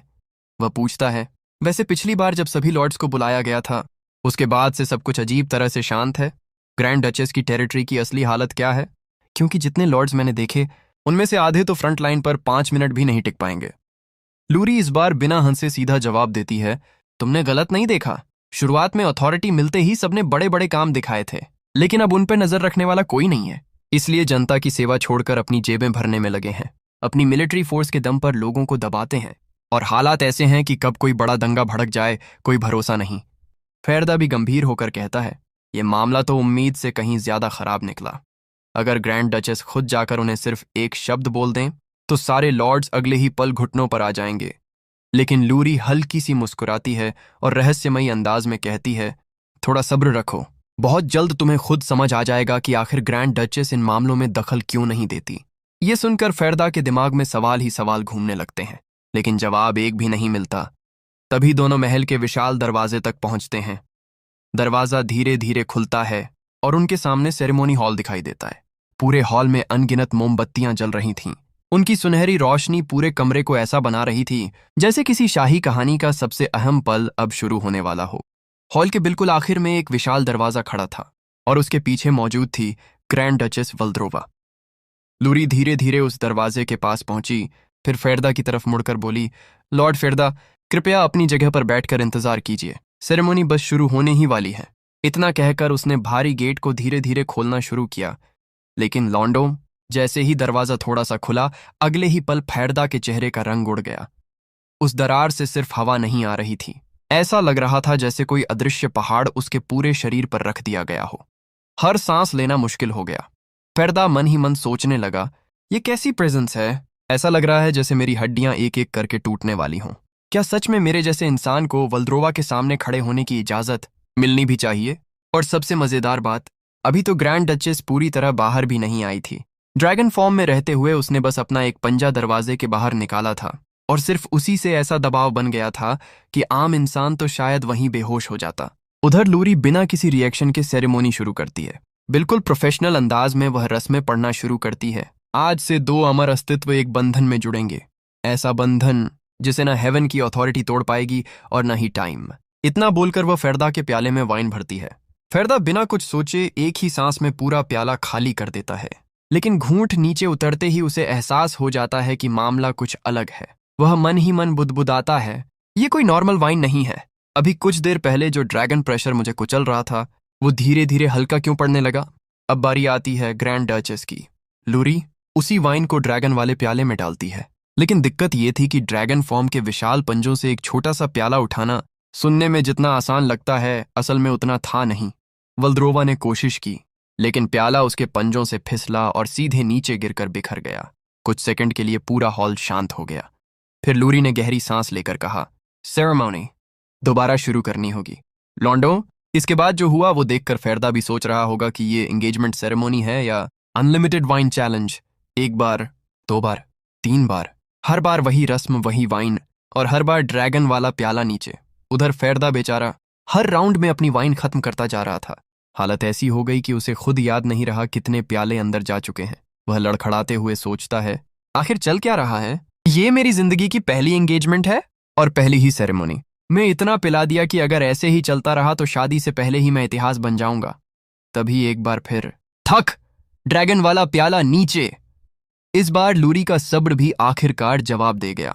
उसने फेरदा को वहीं बैठने का इशारा किया और तेज कदमों से दरवाजे के अंदर चली गई। अगले ही पल अंदर से उसकी गूंजती हुई आवाज पूरे हॉल में सुनाई देने लगी, मास्टर! आखिर आप कर क्या रही हैं? ये सब कब तक चलेगा? शादी करने की जिद सबसे पहले आपने की थी। मैं यहाँ आपकी लॉयल बटलर बनकर सब संभाल रही हूँ और आपका फियांसे सामने बैठा इंतजार कर रहा है, लेकिन आप अब भी दरवाजे के पीछे छुपी हुई हैं। इसमें कोई लॉजिक है क्या? थोड़ा प्राउड बनिए, बाहर आइए और अपने फियांसे का स्वागत कीजिए। और अगर एक बार भी आपने वो प्याला फिर गिराया तो इस बार मैं बिल्कुल नहीं छोड़ूंगी। लॉन्डो, लूरी ने तो ड्रैगन को भी ऐसी डांट लगाई कि कुछ पल के लिए लगा असली बॉस कौन है। थोड़ी देर बाद वह बिल्कुल शांत चेहरा बनाकर वापस बाहर आई, जैसे अभी अंदर कुछ हुआ ही ना हो। फिर उसने मासूमियत से फेरदा से पूछा, उम्मीद है तुमने कुछ नहीं सुना होगा। नशे में झूमता हुआ फेरदा मुस्कुराकर बोला, कुछ आवाज तो आई थी, लेकिन मानना पड़ेगा वो ड्रैगन ब्रेथ से भी ज्यादा खतरनाक थी। लूरी हल्का सा खांस कर बोली, सेरेमोनी का सही से पूरा होना बहुत जरूरी है, और जैसा कि तुमने शायद समझ लिया होगा, मेरे मास्टर को सोशल एंग्जाइटी है। फेरदा का नशा एक पल को गायब हो गया। रुको, क्या सोशल एंग्जाइटी? लूरी ने सिर हिलाया। हाँ, लेडी वल्द्रोवा इंसानों से बात करने में सहज महसूस नहीं करती। यही वजह है कि वो मॉन्स्टर्स का शिकार तो कर लेती हैं, लेकिन अपनी गुफा से बाहर आना उन्हें बिल्कुल पसंद नहीं।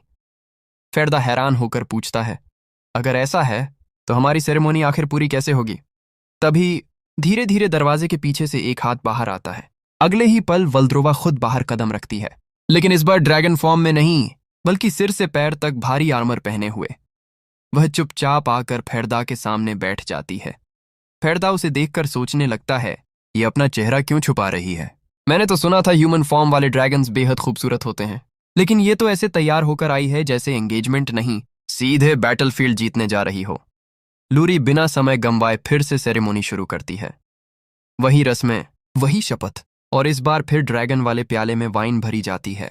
फर्क बस इतना था कि आर्मर की वजह से वल्द्रोवा सीधे पी नहीं सकती थी, इसलिए उसने धीरे से अपने हेलमेट का सामने वाला हिस्सा थोड़ा सा ऊपर उठाया, और लॉन्डो फेरदा को उसका पूरा चेहरा भी नहीं दिखा। सिर्फ उसके होंठों की एक झलक मिली, बस उतनी सी, लेकिन वही एक पल उसके लिए काफी था। फेरदा जैसे वहीं का वहीं जम गया। दूसरी तरफ वल्द्रोवा इस बार आराम से प्याला उठाकर पूरी वाइन पी जाती है। फेरदा की नजर उससे हटने का नाम ही नहीं ले रही थी। वह मन ही मन सोचता है, लगता है मैंने वाइन कुछ ज्यादा ही पी ली, या फिर सच में ये इतना खूबसूरत नजारा है। अभी कुछ देर पहले तक मैं इससे डर रहा था, और अब डर का नामो निशान तक नहीं बचा। क्या क्या सच में ये मेरे जैसे एक साधारण इंसान के लिए इतनी तैयारी करके आई है? तभी लूरी अगली रस्म की तरफ बढ़ते हुए फेरदा की तरफ देखती है और कहती है, अब अगला चरण शुरू होगा, और इस बार बारी है उन शपथों की जिन्हें तुमने खुद अपने हाथों से लिखा है। फेरदा भी धीरे से अपनी जेब में हाथ डालता है और वो कागज बाहर निकाल लेता है जिस पर उसने पहले से अपने वचन लिख रखे थे। लेकिन लॉन्डो कागज हाथ में आते ही उसके चेहरे पर एक अलग ही एहसास दिखाई देता है। वह मन ही मन सोचता है, मैं उस भविष्य को अपनी आंखों से देख चुका हूं, इसलिए इन शब्दों का असली मतलब यहां किसी को समझ नहीं आएगा, लेकिन मेरे लिए इनकी कीमत पूरी जिंदगी से भी ज्यादा है। इतना सोचकर फेरदा बिना किसी हिचकिचाहट के अपनी शपथ पढ़ना शुरू करता है। शायद तुम मुझे उतना नहीं जानती जितना मैं तुम्हें जानता हूं, क्योंकि मैंने तुम्हें सिर्फ बाहर से नहीं देखा, मैंने तुम्हारा दिल देखा है। उसी दिल के जरिए मैंने तुम्हारी पूरी कहानी जानी। मैंने देखा कितनी बार तुम्हारे साथ विश्वासघात हुआ, कितनी बार तुम्हारा अपमान किया गया, फिर भी तुम कभी अपनी जिम्मेदारियों से पीछे नहीं हटी। जिन्होंने तुमसे नफरत की उन्हें भी तुमने अपनाया, और जिनसे तुम सच में प्यार करती थीं उनसे तुमने कभी मुंह नहीं मोड़ा। तुम्हारी यही महानता, तुम्हारी यही गरिमा मेरे रास्ते की सबसे बड़ी रोशनी बनी। इसलिए आज मैं भी एक वादा करता हूं, जिस तरह तुमने अपना दिल मेरे हवाले किया था, आज मैं भी अपना दिल तुम्हें सौंपता हूं। मेरी हर इच्छा, मेरा हर सपना, मेरी हर उम्मीद आज से सिर्फ तुम्हारी है। फिर फेरदा कागज को धीरे से नीचे कर देता है और मुस्कुराकर कहता है, ये शब्द मैंने पहले नहीं लिखे थे, लेकिन तुम्हारे जैसी खूबसूरत और महान महिला के साथ जीवन बिताने का मौका मिलना मेरे लिए किसी सम्मान से कम नहीं है। लॉन्डो, पूरे हॉल में ऐसी खामोशी छा गई कि मोमबत्तियों की लौ तक सुनाई देने लगे। लूरी भी कुछ पल तक बिना कुछ बोले वहीं खड़ी रह गई। शायद उसने भी ऐसे वचन सुनने की उम्मीद नहीं की थी। कुछ सेकंड बाद उसने खुद को संभाला और वल्द्रोवा की तरफ देखकर बोली, मास्टर, अब आपकी बारी है। लेकिन उधर से कोई जवाब नहीं आया। लूरी ने फिर आवाज लगाई, मास्टर। अगले ही पल वल्द्रोवा अचानक अपनी जगह से उठी, एक सेकंड भी रुके बिना पलटी और तेजी से वापस उसी विशाल दरवाजे के अंदर चली गई। धड़ाम! दरवाजा बंद हो गया। फेरदा तो समझ ही नहीं पाया कि अभी हुआ क्या है, लेकिन लूरी ने पल भर में अपना चेहरा सीधा किया, मुस्कुराई और बोली, एंगेजमेंट सेरेमनी सफलतापूर्वक पूरी हो चुकी है। फेरदा ने उसकी बात का कोई जवाब नहीं दिया। उसकी हालत वैसे भी लगातार पी गई वाइन की वजह से खराब हो चुकी थी। कुछ देर बाद वह धीरे से बोला, मुझे माफ करना, लेकिन अगर मैं अगले 3 दिन तक सिक्लूजन में चला जाऊं तो शायद बेहतर रहेगा। लूरी ने बिना देर किए हामी भर दी। उसके मन में तो बिल्कुल अलग कहानी चल रही थी। वह सोचने लगी, मैंने मास्टर से बिल्कुल यही उम्मीद की थी। एक ही झटके में उस घमंडी इंसान को ऐसा जवाब दिया कि सीधे सिक्लूजन में जाने की नौबत आ गई। यही तो होती है एक ड्रैगन की शान। यही सोचते हुए वह अंदर वल्द्रोवा के पास पहुंचती है और बड़े गर्व से कहती है, मास्टर, मानना पड़ेगा, आपने तो एक ही चाल में उसे पूरी तरह हरा दिया। पहले से सब प्लान करके रखा था ना। सच कहूं, आपने मुझे भी पूरी तरह बेवकूफ बना दिया। मुझे तो जरा भी अंदाजा नहीं था कि आपकी हिट एंड रन स्ट्रैटेजी इतनी खतरनाक होगी। लेकिन सामने खड़ी वल्द्रोवा अब भी बिल्कुल चुप थी, एक शब्द नहीं। लूरी की मुस्कान धीरे धीरे गायब होने लगी। उसने ध्यान से अपनी मास्टर की तरफ देखा और थोड़ा झिझकते हुए पूछा, रुकिए, कहीं ऐसा तो नहीं कि आप ऐसा करना चाहती ही नहीं थीं? तभी बिना कुछ बोले वल्द्रोवा की तरफ से एक कागज हवा में उड़ता हुआ लूरी के सामने आकर गिरता है। लूरी उसे उठाती है और जैसे ही उसकी नजर अपनी मास्टर पर पड़ती है, लॉन्डो, इस बार उसकी आंखें सच में खुली की खुली रह जाती हैं। अभी तक जो ड्रैगन पूरी दुनिया को डरा सकती थी, वही इस वक्त शर्म से लाल हुई खड़ी थी। लूरी को उसी पल पूरी सच्चाई समझ आ जाती है। वल्द्रोवा एंगेजमेंट सेरेमोनी पूरी करना चाहती थी, वो अपने वचन भी पढ़ना चाहती थी, लेकिन उसकी सोशल एंग्जाइटी ने आखिरी पल पर उसका साथ ही छोड़ दिया। इसलिए वो भाग गई, घमंड की वजह से नहीं, बल्कि शर्म की वजह से। एंगेजमेंट सेरेमोनी खत्म हुए अभी ज्यादा वक्त नहीं बीता था, लेकिन बटलर लूरी के दिमाग में एक ही सवाल लगातार घूम रहा था। आखिर उसने अपनी मास्टर की तरफ देखा और बिना घुमाए फिराए पूछ ही लिया, अगर आपको फेरदा की शपथ इतनी पसंद आई थी, तो फिर सेरेमोनी के दौरान आपने अपनी शपथ क्यों नहीं पढ़ी? सवाल सुनते ही वल्द्रोवा कुछ बोलने की कोशिश करती है, लेकिन शब्द जैसे गले में अटक जाते हैं। कुछ पल की चुप्पी के बाद वह धीरे से कहती है, मैं लूरी इंतजार करती रहती है। आखिरकार वल्द्रोवा शर्माते हुए जवाब देती है, मैं उसकी तरफ देख ही नहीं पा रही थी। लूरी की भौहें सिकुड़ जाती हैं। मतलब, किसी की तरफ देखने में क्या दिक्कत थी? अब जो ड्रैगन पूरी दुनिया के लिए आतंक का दूसरा नाम थी, वही इस वक्त बिल्कुल अलग दिखाई दे रही थी। उसकी भारी आवाज तो वही थी, लेकिन बात करने का अंदाज किसी शर्मीली लड़की जैसा हो चुका था। वह नजरें झुकाकर बोलती है, उसके स्लेटी बाल, उसकी वो तेज आंखें, ऐसा लग रहा था जैसे वो मेरे अंदर तक सब कुछ देख रही हों। और उसकी आवाज इतनी शांत थी कि उसकी बात वहीं रुक जाती है। कुछ सेकंड बाद वह फिर बुदबुदाती है, जैसे ही मैंने उसे देखा, मेरा दिमाग पूरी तरह खाली हो गया। मुझे कुछ समझ ही नहीं आया कि क्या बोलूं। लूरी ने गहरी सांस छोड़ी और माथा पकड़ लिया। सच कहूं, अब तुम्हारी बातें सुनकर मेरा दिमाग भी खाली होता जा रहा है। वल्द्रोवा मासूमियत से पूछ बैठी। तो अब समझी मैं कैसा महसूस कर रही थी।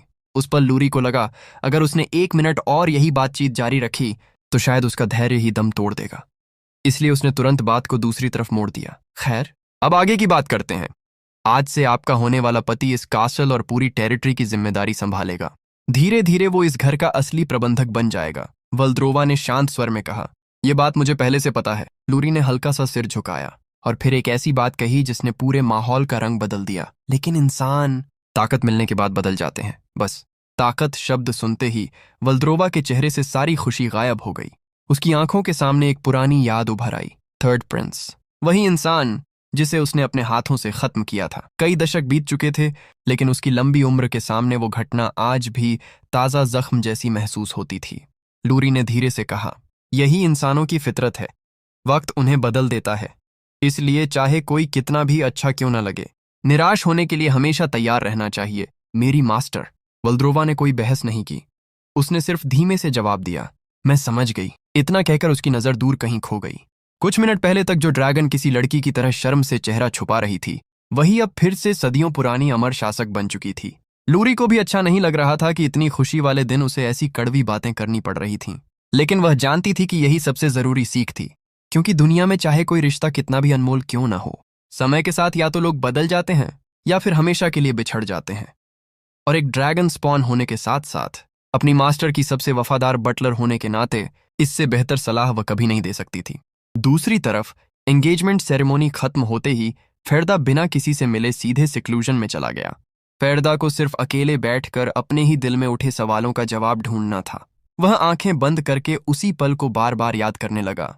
आखिर उसे देखते ही मेरे साथ ऐसा क्या हुआ था? जब उसने शपथ लिखी थी, तब उसने सिर्फ वही लिखा था जो उस वक्त उसके दिल में आया। लेकिन जैसे ही उसने उन शब्दों को जोर से बोला, उसके अंदर दबा हुआ कोई एहसास अचानक बाहर आने लगा। यहां तक कि उसने वो बातें भी कह दी जो उसने कागज पर लिखी तक नहीं थीं। फेरदा खुद से पूछता है, मैंने ऐसा क्यों किया? जवाब उसे पता था। उसे मालूम था कि उन शब्दों को सुनकर ग्रैंड डचेस जरूर घबरा जाएगी, यहां तक कि पूरी सेरेमनी भी बिगड़ सकती थी। फिर भी उसने खुद को रोका नहीं, क्योंकि उस पल उसे ऐसा महसूस हुआ था कि अगर उसने वो बातें अभी नहीं कहीं तो शायद कभी कह ही नहीं पाएगा। उसने फैसला दिमाग से नहीं, किसी अनजानी भावना के बहाव में लिया था। लेकिन आखिर वो भावना थी क्या? यही सवाल लेकर फेरदा ने अपनी सारी यादें एक एक करके दोबारा देखनी शुरू की। उसने उस दिन का हर दृश्य, हर आवाज और हर एहसास बार बार अपने दिमाग में दोहराया। एक बार नहीं, दर्जनों बार। वह यह सुनिश्चित करना चाहता था कि कहीं उसका निष्कर्ष गलत तो नहीं। काफी देर बाद आखिर उसे जवाब मिल ही गया। सब कुछ उसी एक पल से शुरू हुआ था। वही पल जब ग्रैंड डचेस ने अपना आर्मर थोड़ा सा ऊपर उठाकर एंगेजमेंट वाइन पी थी। उसके चेहरे की बस एक झलक ने फेरदा को पूरी तरह रोक दिया था। उस एक क्षण के लिए वह दुनिया का महान ग्रैंड मेज नहीं रहा। वह सिर्फ एक साधारण इंसान बन गया था जो पहली बार किसी को देखकर अपना दिल हार बैठा था। लेकिन फिर भी उसके मन में आखिरी सवाल बाकी था। आखिर इस एहसास का नाम क्या है? जवाब ढूंढने के लिए उसने उसी याद को बार बार दोहराना शुरू कर दिया। सिर्फ वही एक पल, बार बार, लगातार। और तभी अचानक उसे अपने शरीर के अंदर कुछ बदलता हुआ महसूस हुआ। उसके डांटियन के नीचे पहले से बना ऊर्जा का चक्र अचानक तेजी से घूमने लगा। जितनी तेज उसकी गति बढ़ रही थी, उतनी ही उसके सीने के भीतर गर्मी फैलती जा रही थी। ऐसा लग रहा था जैसे उसके अंदर कोई नई शक्ति जन्म लेने वाली हो। फेरदा ने अपनी आंखें बंद रखीं, लेकिन उसके दिमाग में एक के बाद एक गणनाएं चल रही थीं। उसके लिए अगला कदम बिल्कुल साफ था। एक नया सर्कल बनाने के लिए आखिर चाहिए ही क्या? सिर्फ दो चीजें, पर्याप्त माना और अटूट मेंटल स्ट्रेंथ।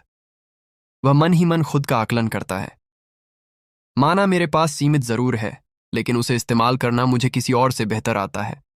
और मेंटल स्ट्रेंथ, उसकी तो कमी हो ही नहीं सकती। मैं पहले ही ग्रैंड मेज की ऊंचाइयों तक पहुंच चुका हूं। इतने अनुभव के बाद दूसरा सर्कल बनाना मेरे लिए असंभव नहीं है। अगर मैं अपने माना का एक भी अंश बेकार किए बिना उसे सही दिशा में बहा दूं, तो दूसरा सर्कल पहले वाले के ऊपर आसानी से तैयार हो जाएगा। और ऐसा होते ही मैं अपनी खोई हुई ताकत के एक कदम और करीब पहुंच जाऊंगा।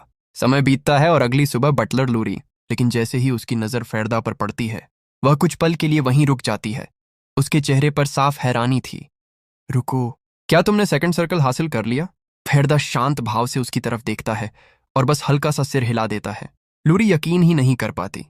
मैंने सोचा था तुम सिक्लूजन में बैठकर कोई योजना बना रहे हो, लेकिन तुमने तो 3 दिन में ही अपनी रैंक बढ़ा ली। क्या रेड सर्कल वाले सभी मेज इतनी डरावनी रफ्तार से आगे बढ़ते हैं? फेरदा तुरंत उस बात से इनकार कर देता है। नहीं, इसका रेड सर्कल से कोई सीधा संबंध नहीं है।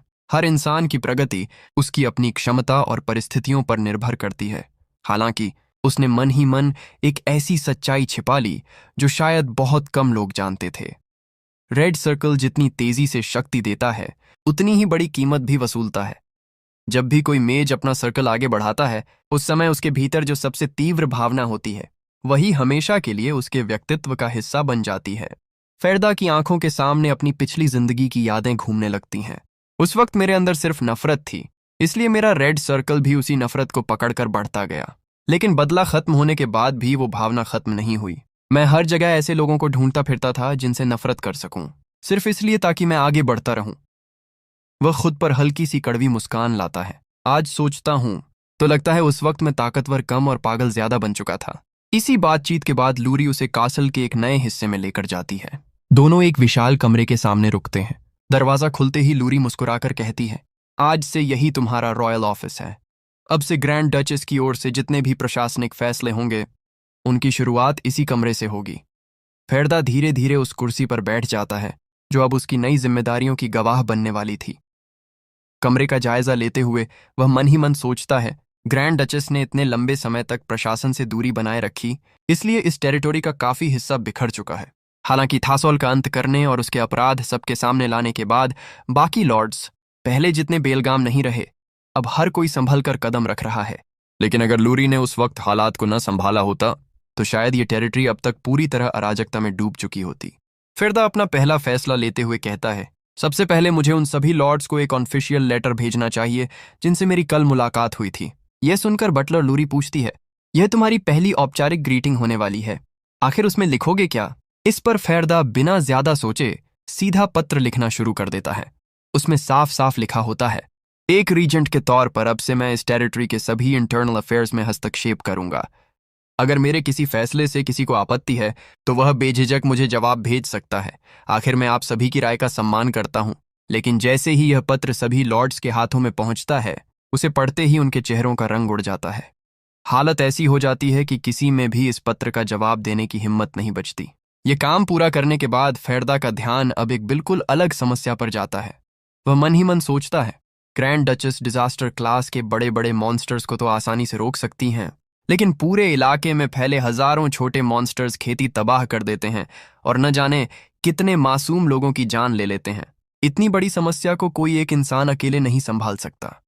यही सोचकर वह फैसला करता है, अब वक्त आ गया है कि कुछ काबिल लोगों की भर्ती की जाए। बटलर लूरी तुरंत पूछती है, क्या तुम्हारे दिमाग में पहले से ही कुछ कैंडिडेट्स हैं? जवाब में फेरदा एक कागज उठाता है, उस पर कुछ नाम लिखता है और वह लिस्ट बटलर लूरी के हाथ में थमा देता है। कुछ ही देर बाद दोनों उसी लिस्ट में लिखे पहले नाम की तलाश में निकल पड़ते हैं और पहुंचते हैं स्कॉलर्स की मशहूर सिटी स्क्ले एरिया। चारों तरफ विद्वानों और छात्रों की भीड़ देखकर बटलर लूरी हैरानी से पूछती है, क्या तुम सच में अपना पहला कैंडिडेट खुद ढूंढने आए हो, और वो भी ऐसा स्कॉलर जिसके बारे में मैंने आज तक कभी सुना तक नहीं? फेरदा हल्की सी मुस्कान के साथ जवाब देता है, यह बिल्कुल स्वाभाविक है। उसने अभी तक दुनिया में अपनी पहचान नहीं बनाई है, इसलिए उसके बारे में बहुत कम लोग जानते हैं। बटलर लूरी अब भी पूरी तरह आश्वस्त नहीं होती।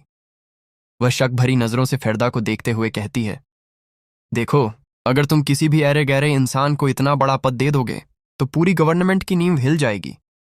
कहीं ऐसा तो नहीं कि तुमने ये नाम उसी वक्त सोचकर लिख दिए हों? फेरदा बिना झिझक जवाब देता है, ऐसी बात बिल्कुल नहीं है। इन लोगों की जानकारी जुटाने में मैंने बहुत लंबा समय लगाया है। फेरदा मन ही मन सोचता है, एक वक्त ऐसा भी था जब ग्रेस्ट मेरी हिट लिस्ट में शामिल था। मैं उसकी हर उपलब्धि, हर काम और उसके बारे में मिली हर जानकारी को सिर्फ इसलिए खंगालता था ताकि उसकी कोई कमी ढूंढ सकूं, कोई ऐसी वजह जिससे मैं उससे नफरत कर सकूं। लेकिन अब पीछे मुड़कर देखता हूं तो एहसास होता है, उस समय मैं सच में पागलपन की हद तक पहुंच चुका था। इन्हीं ख्यालों में चलते चलते फेरदा और बटलर लूरी शहर के बीचों बीच बनी एक बड़ी मूर्ति के पास पहुंच जाते हैं। तभी पास की एक दुकान से जोरदार आवाज आती है, ओ यंग मैन और छोटी मिस, अगर पूरे दिन घूमने के बाद थक गए हो तो हमारे स्वीट स्नैक्स जरूर ट्राई करना। एकेडमी के स्टूडेंट्स इनके दीवाने हैं। फेरदा सीधे दुकान के पास पहुंचकर पूछता है, क्या यहां अक्सर एकेडमी के ग्रेजुएट्स आते हैं? दुकानदार गर्व से मुस्कुराता है, बिल्कुल आते हैं, मैं कई सालों से यही दुकान चला रहा हूं। यहां आने जाने वाले ज्यादातर लोगों को मैं पहचानता हूं। यह सुनकर फेरदा अगला सवाल करता है, तो क्या तुम किसी मेसी स्कॉलर को जानते हो? दुकानदार कुछ पल सोचता है, फिर उंगली उठाकर कहता है, ओह, तुम उसके निकनेम की बात कर रहे हो। लेकिन यहाँ हर दिन इतने लोग आते हैं कि सबके चेहरे याद रखना आसान नहीं है। उसकी बात सुनकर फेरदा तुरंत समझ जाता है कि बूढ़ा सीधे सीधे जानकारी नहीं देने वाला। पहले खरीदारी कराओ, फिर जवाब मिलेगा। वह हल्की मुस्कान के साथ पूछता है, ठीक है, बताओ कितने कॉइन्स लगेंगे? दुकानदार फौरन जवाब देता है, सिर्फ 5 कॉइन्स में 3 स्वीट स्नैक्स। फेरदा शांत स्वर में कहता है, मेरे लिए तो एक ही काफी है। लेकिन उसके बोलते ही बटलर लूरी तुरंत बीच में बोल पड़ती है, नहीं, 3 ही देना। फेरदा उसकी तरफ देखकर कुछ सेकंड के लिए चुप रह जाता है। उसके चेहरे पर पहली बार ऐसी चमक दिखाई दे रही थी जैसी किसी बच्चे को अपनी पसंद की मिठाई देखकर आती है। दुकानदार मुस्कुराते हुए शहद में प्रिजर्व्ड किए हुए फ्रूट्स उनके हाथ में रख देता है। उन्हें देखते ही बटलर लूरी के चेहरे पर एक मासूम सी खुशी फैल जाती है। यह नज़ारा देखकर फेरदा हल्की मुस्कान के साथ कहता है, सच कहूं, मुझे बिल्कुल उम्मीद नहीं थी कि तुम्हें ऐसी मीठी चीजें पसंद होंगी। बटलर लूरी तुरंत अपनी सफाई पेश करती है, गलत मत समझना, मुझे ये पसंद वसंद की वजह से नहीं चाहिए थे। मैं तो बस ये सुनिश्चित कर रही थी कि जानकारी देने वाले को उसकी मेहनत की अच्छी कीमत मिले। इतना कहकर वह आराम से स्वीट स्नैक्स खाने लगती है, लेकिन फेरदा की नज़र अब भी उसी पर टिकी रहती है। वह मन ही मन सोचता है, अब तक मुझे लगता था कि बटलर लूरी भी मेरी तरह बिल्कुल इमोशनलेस है, लेकिन इसके चेहरे पर ऐसा बचकाना एक्सप्रेशन भी आ सकता है, इसकी तो मैंने कभी कल्पना भी नहीं की थी।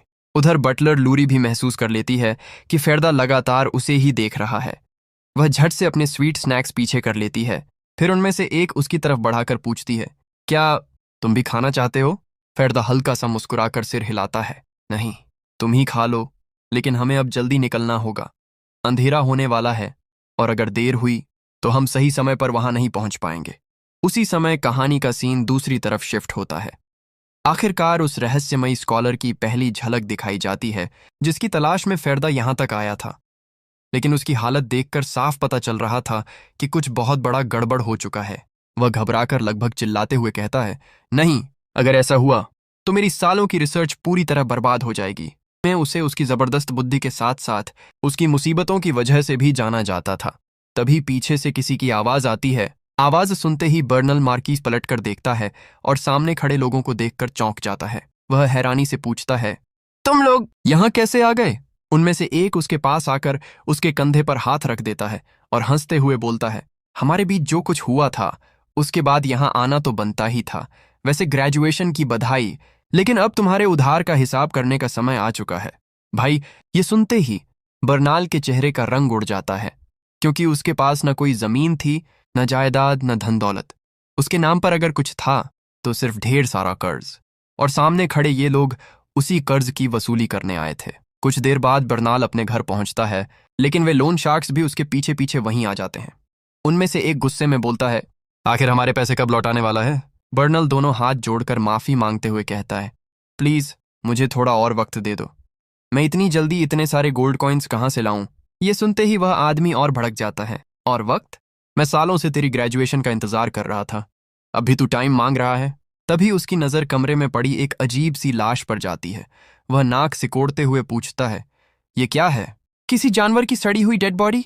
बर्नल तुरंत सिर हिलाते हुए जवाब देता है, नहीं, ये किसी जानवर की नहीं, बल्कि एक मॉन्स्टर की डेड बॉडी है। मैं एक खास रिसर्च कर रहा हूं। अगर सब कुछ मेरी उम्मीद के मुताबिक हुआ तो बेकार समझे जाने वाले मॉन्स्टर्स की डेड बॉडी का इस्तेमाल करके पावरफुल मना स्टोन्स बनाए जा सकते हैं। वह आगे समझाता है, ऐसे मटेरियल्स इकट्ठा करना आसान नहीं होता, लेकिन अगर मेरी रिसर्च सफल हो गई तो पूरे कॉन्टिनेंट के लिए यह बहुत बड़ी मदद साबित होगी। भाई, बर्नाल की आंखों में अपने रिसर्च को लेकर गजब का जुनून था, लेकिन सामने वाले को उसके सपनों से कोई मतलब नहीं था। वह झल्लाकर बोलता है, फिर वही बहाना, मैं अब तक सिर्फ इसलिए इंतजार करता रहा क्योंकि तू कहता था कि कोई बड़ी रिसर्च कर रहा है। अब सीधा बता, क्या तेरी ये रिसर्च अभी इसी वक्त पैसे कमा सकती है? बर्नल बेबस होकर धीरे से जवाब देता है, नहीं, इतनी जल्दी नहीं। रिसर्च पूरी करने के लिए अभी बहुत सारे वेरिएबल्स बाकी हैं। यह सुनते ही वह आदमी ताना मारते हुए बोलता है, तू सच में ऐसा रिसर्चर है जिसे असली दुनिया की कोई समझ ही नहीं।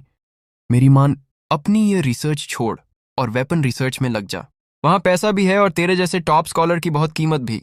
लेकिन बर्नल तुरंत मना कर देता है, नहीं, मेरे पास पहले से कई रिसर्च प्रपोजल्स हैं, मैं वेपन रिसर्च नहीं कर सकता। अरे भाई, इतना सुनना था कि सामने वाले का गुस्सा फूट पड़ता है। वह बिना एक पल गंवाए अपनी नाइफ निकालकर पूरी ताकत से बर्नल की तरफ फेंक देता है। नाइफ उसके चेहरे के बिल्कुल पास से गुजरती है और पीछे दीवार में धंस जाती है। भाई, अगर वह थोड़ा भी इधर उधर होता तो आज उसकी कहानी यहीं खत्म हो जाती। वह आदमी ठंडी आवाज में बोलता है, मैं प्यार से समझा रहा था, लेकिन लगता है तुझे बातों से समझ नहीं आएगी। बर्नाल घबराकर पीछे हटता है और जल्दी से बोलता है, मैं सच में वेपन रिसर्च नहीं कर सकता, कोई दूसरा प्रोजेक्ट दे दो, मैं वह कर लूंगा। लेकिन इस बार वह आदमी अपनी मुट्ठियां चटकाते हुए आगे बढ़ता है। उसके चेहरे की मुस्कान साफ बता रही थी कि अब बातों का समय खत्म हो चुका है। वह गुस्से से बोलता है, लगता है अब तुझे लात घूंसों की भाषा में समझाना पड़ेगा। इतना कहते ही वे सभी बर्नाल पर टूट पड़ते हैं और बेचारा बर्नाल अकेला उनके सामने कुछ भी नहीं कर पाता। लेकिन भाई, जैसे ही वे लोन शार्क्स बर्नल मार्की को बेरहमी से पीटना शुरू करते हैं, बेचारा बर्नाल खुद को बचाने की कोशिश तक नहीं कर पाता। वह मन ही मन घबराते हुए सोचता है, नहीं, मेरे सिर पर मत मारना, ऐसे तो मैं सच में मर जाऊंगा। लेकिन उन लोगों पर उसकी किसी बात का कोई असर नहीं पड़ता। तभी अचानक बाहर से एक आवाज गूंजती है, बहुत हो गया। सभी लोग एक साथ दरवाजे की तरफ देखते हैं। वहां फेरदा खड़ा होता है और उसके साथ लूरी भी मौजूद होती है। फेरदा शांत आवाज में बोलता है, जब मैं बाहर था तब अंदर से काफी शोर सुनाई दे रहा था। देखने से लगता है कि मैं सही जगह पर आया हूं। दरअसल मुझे भी इस इंसान से एक काम है, इसलिए पहले मुझे इससे बात करने दो। लोन शार्क उसे ऊपर से नीचे तक देखकर हंस पड़ता है। तुम्हें देखकर तो किसी यंग लॉर्ड या यंग मास्टर जैसे लग रहे हो। क्या इस कमीने ने तुमसे भी पैसे उधार लिए हैं? फेरदा बिना भाव बदले सिर हिलाता है। नहीं। वह आदमी फिर बोलता है, तो फिर थोड़ा इंतजार करो, पहले मैं इससे अपना हिसाब बराबर कर लूं, उसके बाद इसे तुम्हारे हवाले कर दूंगा। चिंता मत करो, बोलने की हालत में छोड़ूंगा। फेरदा हल्की मुस्कान के साथ जवाब देता है, असल में मुझे इसके मुंह की नहीं, इसके दिमाग की जरूरत है। भाई, ये सुनते ही वहां मौजूद सभी लोग एक पल के लिए चुप हो जाते हैं। फेरदा आगे कहता है, ऐसा करते हैं, इसके बदले मैं इसका पूरा कर्ज चुका देता हूं। लोन शार्क की आंखें चमक उठती हैं। वह तुरंत बोलता है, सूद समेत पूरे 72 गोल्ड कॉइन्स बनते हैं। क्या तुम सच में इतनी रकम दे पाओगे? फेरदा बिना झिझके जवाब देता है, बिल्कुल। उसके इतना कहते ही लूरी आगे बढ़ती है और गोल्ड कॉइन्स से भरा एक भारी थैला उनके सामने रख देती है। वह शांत आवाज में कहती है, पैसों की चिंता करने की जरूरत नहीं है। भाई, इतने सारे गोल्ड कॉइन्स एक साथ देखकर उन लोन शार्क्स की आंखें ही फैल जाती हैं। उनमें से एक बर्नल की तरफ देखकर हंसते हुए बोलता है, लगता है आज तेरी किस्मत खुल गई। इतने अमीर लोग तेरे पीछे खड़े हैं। इतना कहकर जैसे ही वह गोल्ड कॉइन्स उठाने के लिए हाथ बढ़ाता है, लूरी बिजली की तेजी से उसका हाथ पकड़ लेती है। उसी समय फेरदा ठंडी आवाज में बोलता है, हमारी डील अभी पूरी नहीं हुई है, तो आखिर तुम किस चीज पर हाथ रख रहे हो? यह सुनते ही वह आदमी चौंक जाता है। क्या मतलब? अब अपने शब्दों से मुकरने वाले हो? फिरदा उसकी आंखों में देखते हुए जवाब देता है, मैंने साफ कहा था कि मुझे बर्नाल चाहिए, लेकिन तुम लोगों ने मेरी प्रॉपर्टी को जरूरत से ज्यादा नुकसान पहुंचा दिया है। अब जब तुमने उसे इतनी बुरी तरह पीटा है तो उसका कॉम्पेंसेशन भी तुम्हें देना पड़ेगा। भाई, यह सुनकर लोन शार्क का दिमाग ही घूम जाता है। वह गुस्से से बोल पड़ता है, क्या तुम एक इंसान को अपनी प्रॉपर्टी कह रहे हो? और ये छोटी सी लड़की आखिर इतनी ताकतवर कैसे है? इतना सुनते ही लूरी का सब्र जवाब दे देता है। वह उसका हाथ इतनी आसानी से मोड़ देती है कि अगले ही पल उसकी दर्द भरी चीख पूरे कमरे में गूंज उठती है। बेचारा अपना हाथ पकड़कर वहीं बैठ जाता है। फेरडा कुछ बोलने ही वाला होता है, लेकिन लूरी बीच में ही कह देती है, लगता है यहां आना मेरे लिए बिल्कुल भी वर्थ इट नहीं था। मुझे इस मामले में पड़ना ही नहीं चाहिए था। अगले ही पल लूरी अपने प्रेशर का इस्तेमाल करती है। भाई, अचानक पूरे कमरे का माहौल बदल जाता है। ऐसा भयानक दबाव बनता है कि कोई भी अपने पैरों पर खड़ा तक नहीं रह पाता। सभी लोग एक एक करके घुटनों के बल जमीन पर गिर जाते हैं। उनमें से एक कांपते हुए सोचता है, ये क्या है? मेरी बॉडी हिल क्यों नहीं रही? क्या ये मैजिक है या इससे भी कहीं ज्यादा खतरनाक कुछ? लेकिन उन्हें अभी यह एहसास नहीं था कि उनकी असली मुसीबत तो अब शुरू होने वाली थी। तभी फेरडा शांत आवाज में उनकी तरफ देखते हुए बोलता है, मैं तुम्हें दो रास्ते देता हूं। पहला, बर्नल को इस हालत में पहुंचाने का कॉम्पेंसेशन दो, और दूसरा, जितनी पिटाई तुमने बर्नल की है उतनी ही पिटाई तुम सब भी खाओ। वह हल्की मुस्कान के साथ आगे कहता है, जहां तक मैं जानता हूं तुम लोन शार्क्स अपने एक भी कॉइन का नुकसान नहीं होने देते। इसका मतलब तो साफ है, तुम लोग दूसरा रास्ता ही चुनोगे। भाई, ये सुनते ही उन लोगों के चेहरों का रंग उड़ जाता है, लेकिन अब उनके पास कोई दूसरा विकल्प भी नहीं था। फेरदा इशारा करता है और लूरी आगे बढ़ जाती है। अगले ही पल पूरे घर में सिर्फ चीखों की आवाजें गूंजने लगती हैं। अरे भाई, लूरी ने उन सब की ऐसी धुनाई की कि थोड़ी देर पहले जो लोग बर्नाल को धमका रहे थे अब खुद जमीन पर पड़े कराह रहे थे।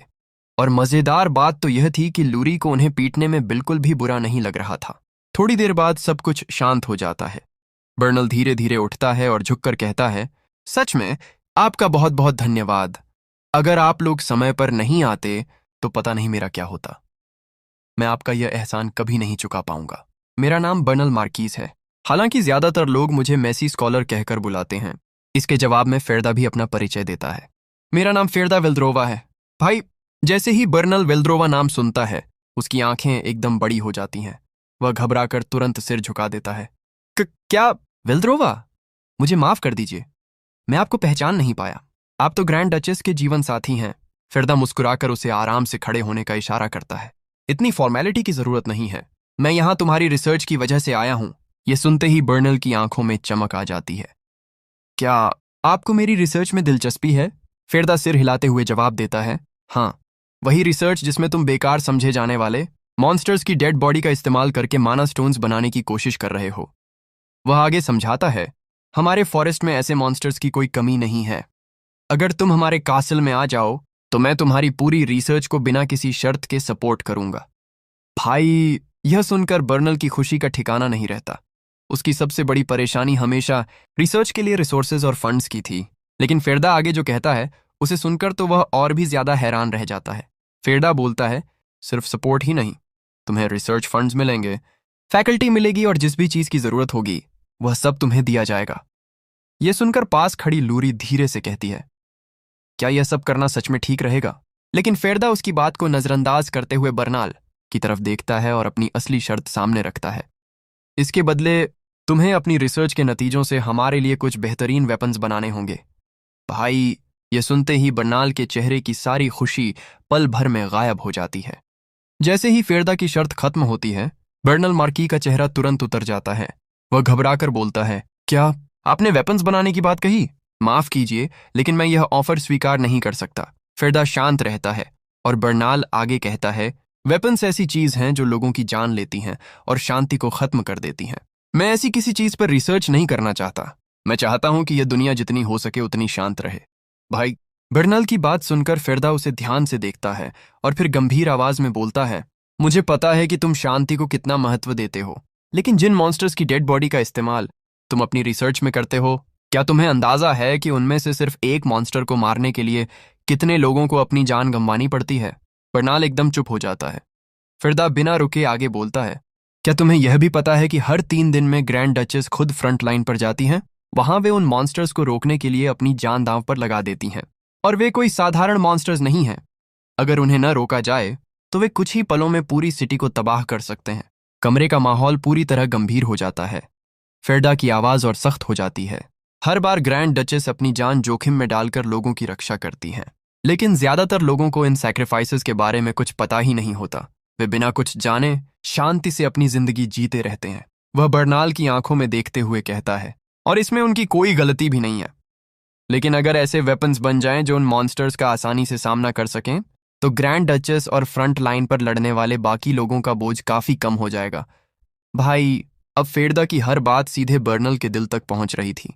फेरदा आगे कहता है, इसीलिए मुझे तुम्हारी जरूरत है। मैं चाहता हूं कि तुम ऐसे वेपन्स बनाओ जो लोगों की जान लेने के लिए नहीं, बल्कि लोगों की जान बचाने के लिए इस्तेमाल हो। इतना कहकर फेरदा एक अपॉइंटमेंट लेटर निकालकर बर्नल की तरफ बढ़ा देता है। अगर तुम तैयार हो जाओ तो तुम्हें कासल का चीफ रिसर्चर बनाया जाएगा। बर्नल कांपते हुए उस अपॉइंटमेंट लेटर को देखता है। उसकी आंखों में खुशी भी थी, लेकिन साथ ही एक बड़ी दुविधा भी। वह धीमी आवाज में बोलता है, लेकिन मेरे लिए वेपन्स बनाना। उसकी बात वहीं अधूरी रह जाती है। भाई, यहीं हमें बताया जाता है कि बर्नल मार्की, जिसे आज पूरी दुनिया मैसी स्कॉलर कहकर मजाक उड़ाती है, वही इंसान भविष्य में इस दुनिया को मैजिक टेक के एक बिल्कुल नए दौर में ले जाएगा। आने वाले समय में लोग उसे उस महान रिसर्चर के रूप में याद करेंगे जिसने शांति की रक्षा के लिए जरूरत पड़ने पर युद्ध का रास्ता चुनने से भी कभी पीछे कदम नहीं खींचे। और भाई, फिरदा के दिमाग में अभी भी बर्नल मार्की की बात चल रही होती है। वह कहता है, बर्नाल अभी तक इस बात पर कोई फैसला नहीं कर पाया कि उसे हमारा साथ देना है या नहीं। लूरी भी थोड़ी चिंता के साथ पूछती है, लेकिन क्या उसे ऐसे ही छोड़कर आ जाना सही था? क्या वह सच में हमारे पीछे आएगा या फिर वहीं रुक जाएगा? फेरदा आराम से जवाब देता है, चिंता करने की कोई जरूरत नहीं है। जैसे ही वह अपने विचारों को ठीक से सुलझा लेगा, वह खुद हमारे पीछे आ जाएगा। अब भाई, जहां फेरदा इतनी बड़ी बड़ी बातें कर रहा होता है, वहीं लूरी के पास कैंडी के ढेर सारे जार रखे होते हैं। जार खोलो तो अंदर रंग बिरंगी कैंडी भरी पड़ी थी। फेरदा उन्हें देखकर पूछता है, वैसे तुम्हें ह्यूमंस के स्नैक्स इतने पसंद हैं? लूरी बड़ी मासूमियत से जवाब देती है, ये मेरी भूख को बड़ी मुश्किल से शांत कर पाते हैं। फिर भी हमें काफी लंबा सफर तय करना है, इसलिए मैं इन्हें साथ ले आई। अब फेरडा बताता है कि उनका अगला टारगेट रेड आइज रेस से जुड़ा हुआ है। भाई, रेड आइज रेस कोई आम रेस नहीं थी। उनके लोग मैजिक सर्कल्स को बड़ी आसानी से ब्रेक कर सकते थे। इसी वजह से मेजेस उन्हें अपने लिए खतरा मानते थे और उन्हें मेजेस कर्स तक कहा जाता था। उनका इतना ज्यादा शिकार किया गया कि माना जाने लगा कि पूरी रेस ही एक्सटिंक्ट हो चुकी है।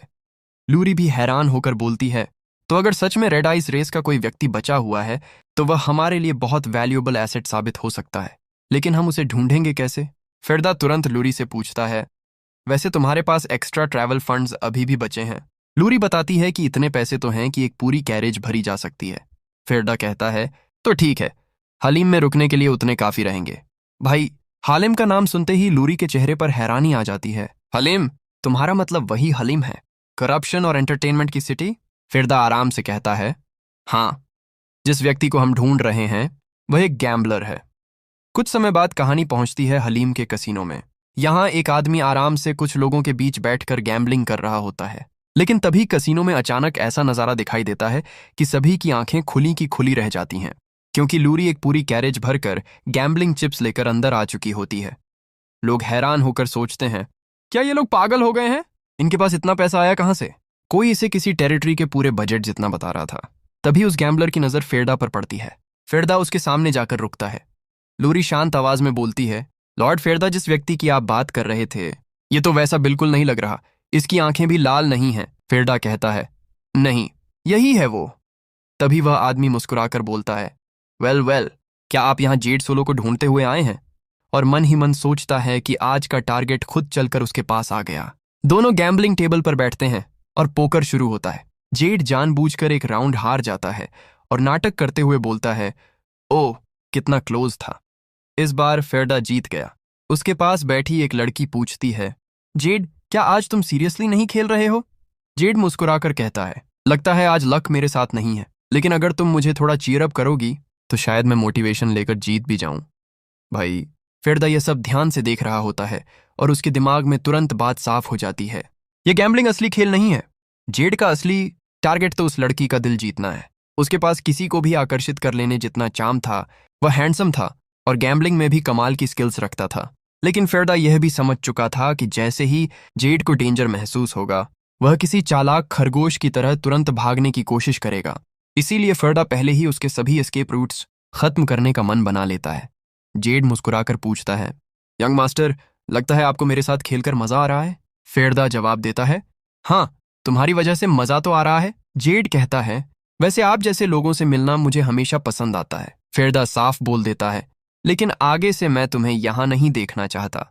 अगर मेरे पीछे खड़ी ये छोटी लड़की मुझे गैम्बलर समझने लगी तो मेरे लिए बड़ी परेशानी हो जाएगी। जेड हंसते हुए कहता है, यही बात तो हर कोई कहता है। मैं समझता हूं लड़की को इम्प्रेस करना कितना जरूरी होता है, लेकिन फिर तुम यहां आए ही क्यों हो? फेरदा सीधा जवाब देता है, मैं अमीलिया के लिए यहां आया हूं और मैं उसे ढूंढ रहा हूं। भाई, अमीलिया का नाम सुनते ही जेड के चेहरे की मुस्कान गायब हो जाती है। वह गुस्से में बोलता है, तुम मुझसे यह मत कहना कि तुम भी उन्हीं लोगों के साथ हो। फेरदा बिना घबराए कहता है, मैं अपने सारे पैसे एक ही बार में दांव पर लगाता हूं। इतना सुनते ही पूरे कसीनो का माहौल बदल जाता है। इतनी बड़ी रकम एक ही राउंड में जेड के खिलाफ लगा दी जाती है। लोग हैरान होकर सोचने लगते हैं कि यह आदमी आखिर यहां आया ही क्यों है। जेड भी गंभीर हो जाता है। वह सोचता है, लगता है यह राउंड मुझे हर हाल में जीतना होगा। और भाई, जेड सच में वह राउंड जीत जाता है। इसके बाद वह फेरडा और लूरी से कहता है, तुम दोनों मेरे साथ चलो। फेरदा भी समझ जाता है कि अब असली बातचीत होने वाली है। कुछ देर बाद जेड उनसे अकेले में पूछता है, तुम्हें अमीलिया के बारे में कैसे पता? फिर वह गंभीर होकर बोलता है, मुझसे यह मत कहना कि तुम भी उन्हीं मेजेस के साथ हो। अगर ऐसा है तो मुझे बताओ, मेरी बहन कहाँ है? और तभी भाई, जेड की आंखों का रंग बदल जाता है। जो आंखें अभी तक ब्राउन थीं, अब पूरी तरह रेड हो चुकी थीं। फेरदा मन ही मन समझ जाता है कि उसका शक बिल्कुल सही था। फेरदा शांत आवाज में कहता है, जिन लोगों की तुम बात कर रहे हो, मेरा उनसे कोई लेना देना नहीं है, लेकिन तुम खुद भी वह नहीं हो जो कसिनो में सबको दिखाई देते हो। तुम एक ऐसे गैम्बलर बने हुए हो जो रोज यहां आता है, लोगों के साथ खेलता है और नोबल सोसाइटी में अपनी जगह बनाने की कोशिश करता है। लेकिन यह सिर्फ एक दिखावा है। तुम्हारे पास ऐसी एबिलिटीज हैं जिनकी मदद से तुम इस पूरे कसिनो को भी आसानी से करप्ट कर सकते हो। फिर भी तुम इस सस्ती रूटीन में फंसे हुए हो, नोबल्स के करीब जाने की कोशिश कर रहे हो, क्योंकि तुम्हें ऐसे कनेक्शंस चाहिए जिनकी मदद से तुम अपनी बहन को खोज सको। भाई, फेरदा की बात सुनकर जेड समझ जाता है कि उसके बारे में बहुत कुछ पहले ही पता लगाया जा चुका है। फिर हमें जेड और उसकी बहन की कहानी बताई जाती है। दोनों के पास रेड आइज थीं और इसी वजह से उनकी रेस को खत्म करने की कोशिश की गई थी। मेजस रेड आइज वालों को मिटाना चाहते थे, जबकि दूसरी तरफ कुछ लोग उनकी शक्तियों का फायदा उठाना चाहते थे। इसी अफरा तफरी में जेड अपनी बहन को खो देता है। इसके बाद वह अपनी आइडेंटिटी छिपाकर हाई सोसाइटी के कनेक्शंस का इस्तेमाल करने लगता है ताकि किसी तरह अमीलिया का पता लगा सके। लेकिन नोबल्स अपीयरेंस और स्टेटस को महत्व देते थे और जेड धीरे धीरे उनके लिए सिर्फ एंटरटेनमेंट का साधन बनकर रह गया। फेरदा साफ बोलता है, तुम चाहे जितने पैसे जमा कर लो, फिर भी उन लोगों के करीब नहीं पहुंच पाओगे। जेड परेशान होकर पूछता है, तो तुम्हारे हिसाब से मुझे क्या करना चाहिए? मैं अभी तक अपनी बहन को नहीं ढूंढ पाया हूं, और अगर तुमने मुझे पकड़ लिया तो मेरी सारी कोशिशें और भी मुश्किल हो जाएंगी। फेरदा उसे एक रास्ता देता है। मेरा नाम फेरदा वेल्द्रोवा है। डचेस वेल्द्रोवा के पति के तौर पर मैं तुम्हें अपना अटेंडेंट बनने का ऑफर देता हूं। जेड तुरंत शक भरी नजरों से फेरदा को देखता है। तो तुम मुझे अपने अटेंडेंट के रूप में काम पर रखना चाहते हो? फेरदा सिर हिलाता है। अगर तुम्हें यकीन नहीं हो रहा तो मैं अभी अपॉइंटमेंट लेटर दिखा सकता हूं। अगर तुम मेरा ऑफर स्वीकार करते हो तो मैं तुम्हें हाई सोसाइटी में प्रवेश करने का मौका दूंगा और तुम्हारी बहन को खोजने में भी मदद करूंगा। जेड मन ही मन सोचता है कि ऐसा मौका बार बार नहीं मिलता, लेकिन फेरदा पर पूरी तरह भरोसा करना भी आसान नहीं है। इसीलिए वह अपनी शर्तें रखता है। पहली शर्त, मेरे काम के बदले मुझे कॉम्पेंसेशन चाहिए। दूसरी, अगर तुम्हारा कोई गलत मोटिव है और तुम मेरी एबिलिटीज का गलत इस्तेमाल करना चाहते हो तो मैं बिना किसी झिझक के वहां से चला जाऊंगा। फेरदा तुरंत कहता है, ठीक है, मैं दोनों शर्तें स्वीकार करता हूं, लेकिन मेरी भी एक थर्ड कंडीशन है। जिस दिन तुम्हें अपनी बहन मिल जाएगी उसी दिन हमारा कॉन्ट्रैक्ट खत्म हो जाएगा। उसके बाद तुम्हारी मर्जी, रुकना है या जाना है। जेड ये सुनकर सच में चौंक जाता है। क्या तुम मुझे सच में ऐसे ही जाने दोगे? मुझे बेचोगे नहीं, स्लेव भी नहीं बनाओगे? फिरदा हंसकर जवाब देता है, लोगों को खरीदने या बेचने में मेरी कोई दिलचस्पी नहीं है। कॉन्ट्रैक्ट खत्म होते ही तुम आजाद हो। लेकिन जेड के मन में अभी भी एक सवाल था। आखिर फिरदा को रेड आइज रेस के व्यक्ति से जरा भी डर क्यों नहीं लग रहा था? जेड फिरदा से पूछता है, क्या तुम मेज हो भी या नहीं? तुम्हारे सामने रेड आइज रेस का एक इंसान खड़ा है और फिर भी तुम्हें डर नहीं लग रहा? मैं तुम्हारा नेचुरल एनिमी हूं। फिरदा उसकी बात सुनकर हंसता है। कितनी हास्यास्पद बात है। अगर कोई मेज सिर्फ इसलिए डर जाए क्योंकि उसकी मैजिक किसी दूसरी रेस पर काम नहीं करती, तो वह मेज होने के लायक ही नहीं है। फिरदा साफ कर देता है कि वह जेड को जबरदस्ती रोकने वाला नहीं है। हालांकि मन ही मन वह जानता था कि अगर वह जेड को रोकने की कोशिश भी करे तो यह आसान नहीं होगा, क्योंकि पिछली जिंदगी में जेड कई बार प्रिजन को तोड़कर वहां से भाग चुका था। जेड फिरदा को ध्यान से देखकर बोलता है, वैसे एक नोबल के तौर पर तुम काफी अनयूजुअल हो। ठीक है, अब से मैं लॉर्ड के लिए काम करूंगा। तो बताओ, ग्रैंड डचेस वेल्द्रोवा के कॉन्सॉर्ट के रूप में तुम्हारी तरफ से मेरी पहली ड्यूटी क्या है? फिरदा बिना ज्यादा सोच विचार के अपनी पहली ड्यूटी बता देता है, तुम्हें जाकर एक लड़की को हमारे साथ लाना है। भाई, यह सुनते ही जेड के मुंह से उसकी बियर्ड लगभग निकल ही जाती है। वह हैरानी से पूछता है, क्या एक लड़की को लाना है? फिरदा बिल्कुल शांत रहता है और कहता है, क्या यह कोई ऐसी चीज नहीं है जिसे तुम आसानी से हैंडल कर सकते हो? मेरा मतलब है, वह लड़की अकेली रहती है, तुम्हारे लिए उसे लाना मुश्किल नहीं होना चाहिए। जेड के चेहरे पर ऐसा भाव आता है जैसे उसने अभी अभी अपने नए जॉब की सबसे अजीब ड्यूटी सुन ली हो। तो भाई, अगर आपको यह चैप्टर पसंद आया हो तो वीडियो को लाइक जरूर कर देना और चैनल को सब्सक्राइब कर देना, क्योंकि अगली कहानी में जेड की नई जर्नी और उस रहस्यमयी लड़की की एंट्री होने वाली है।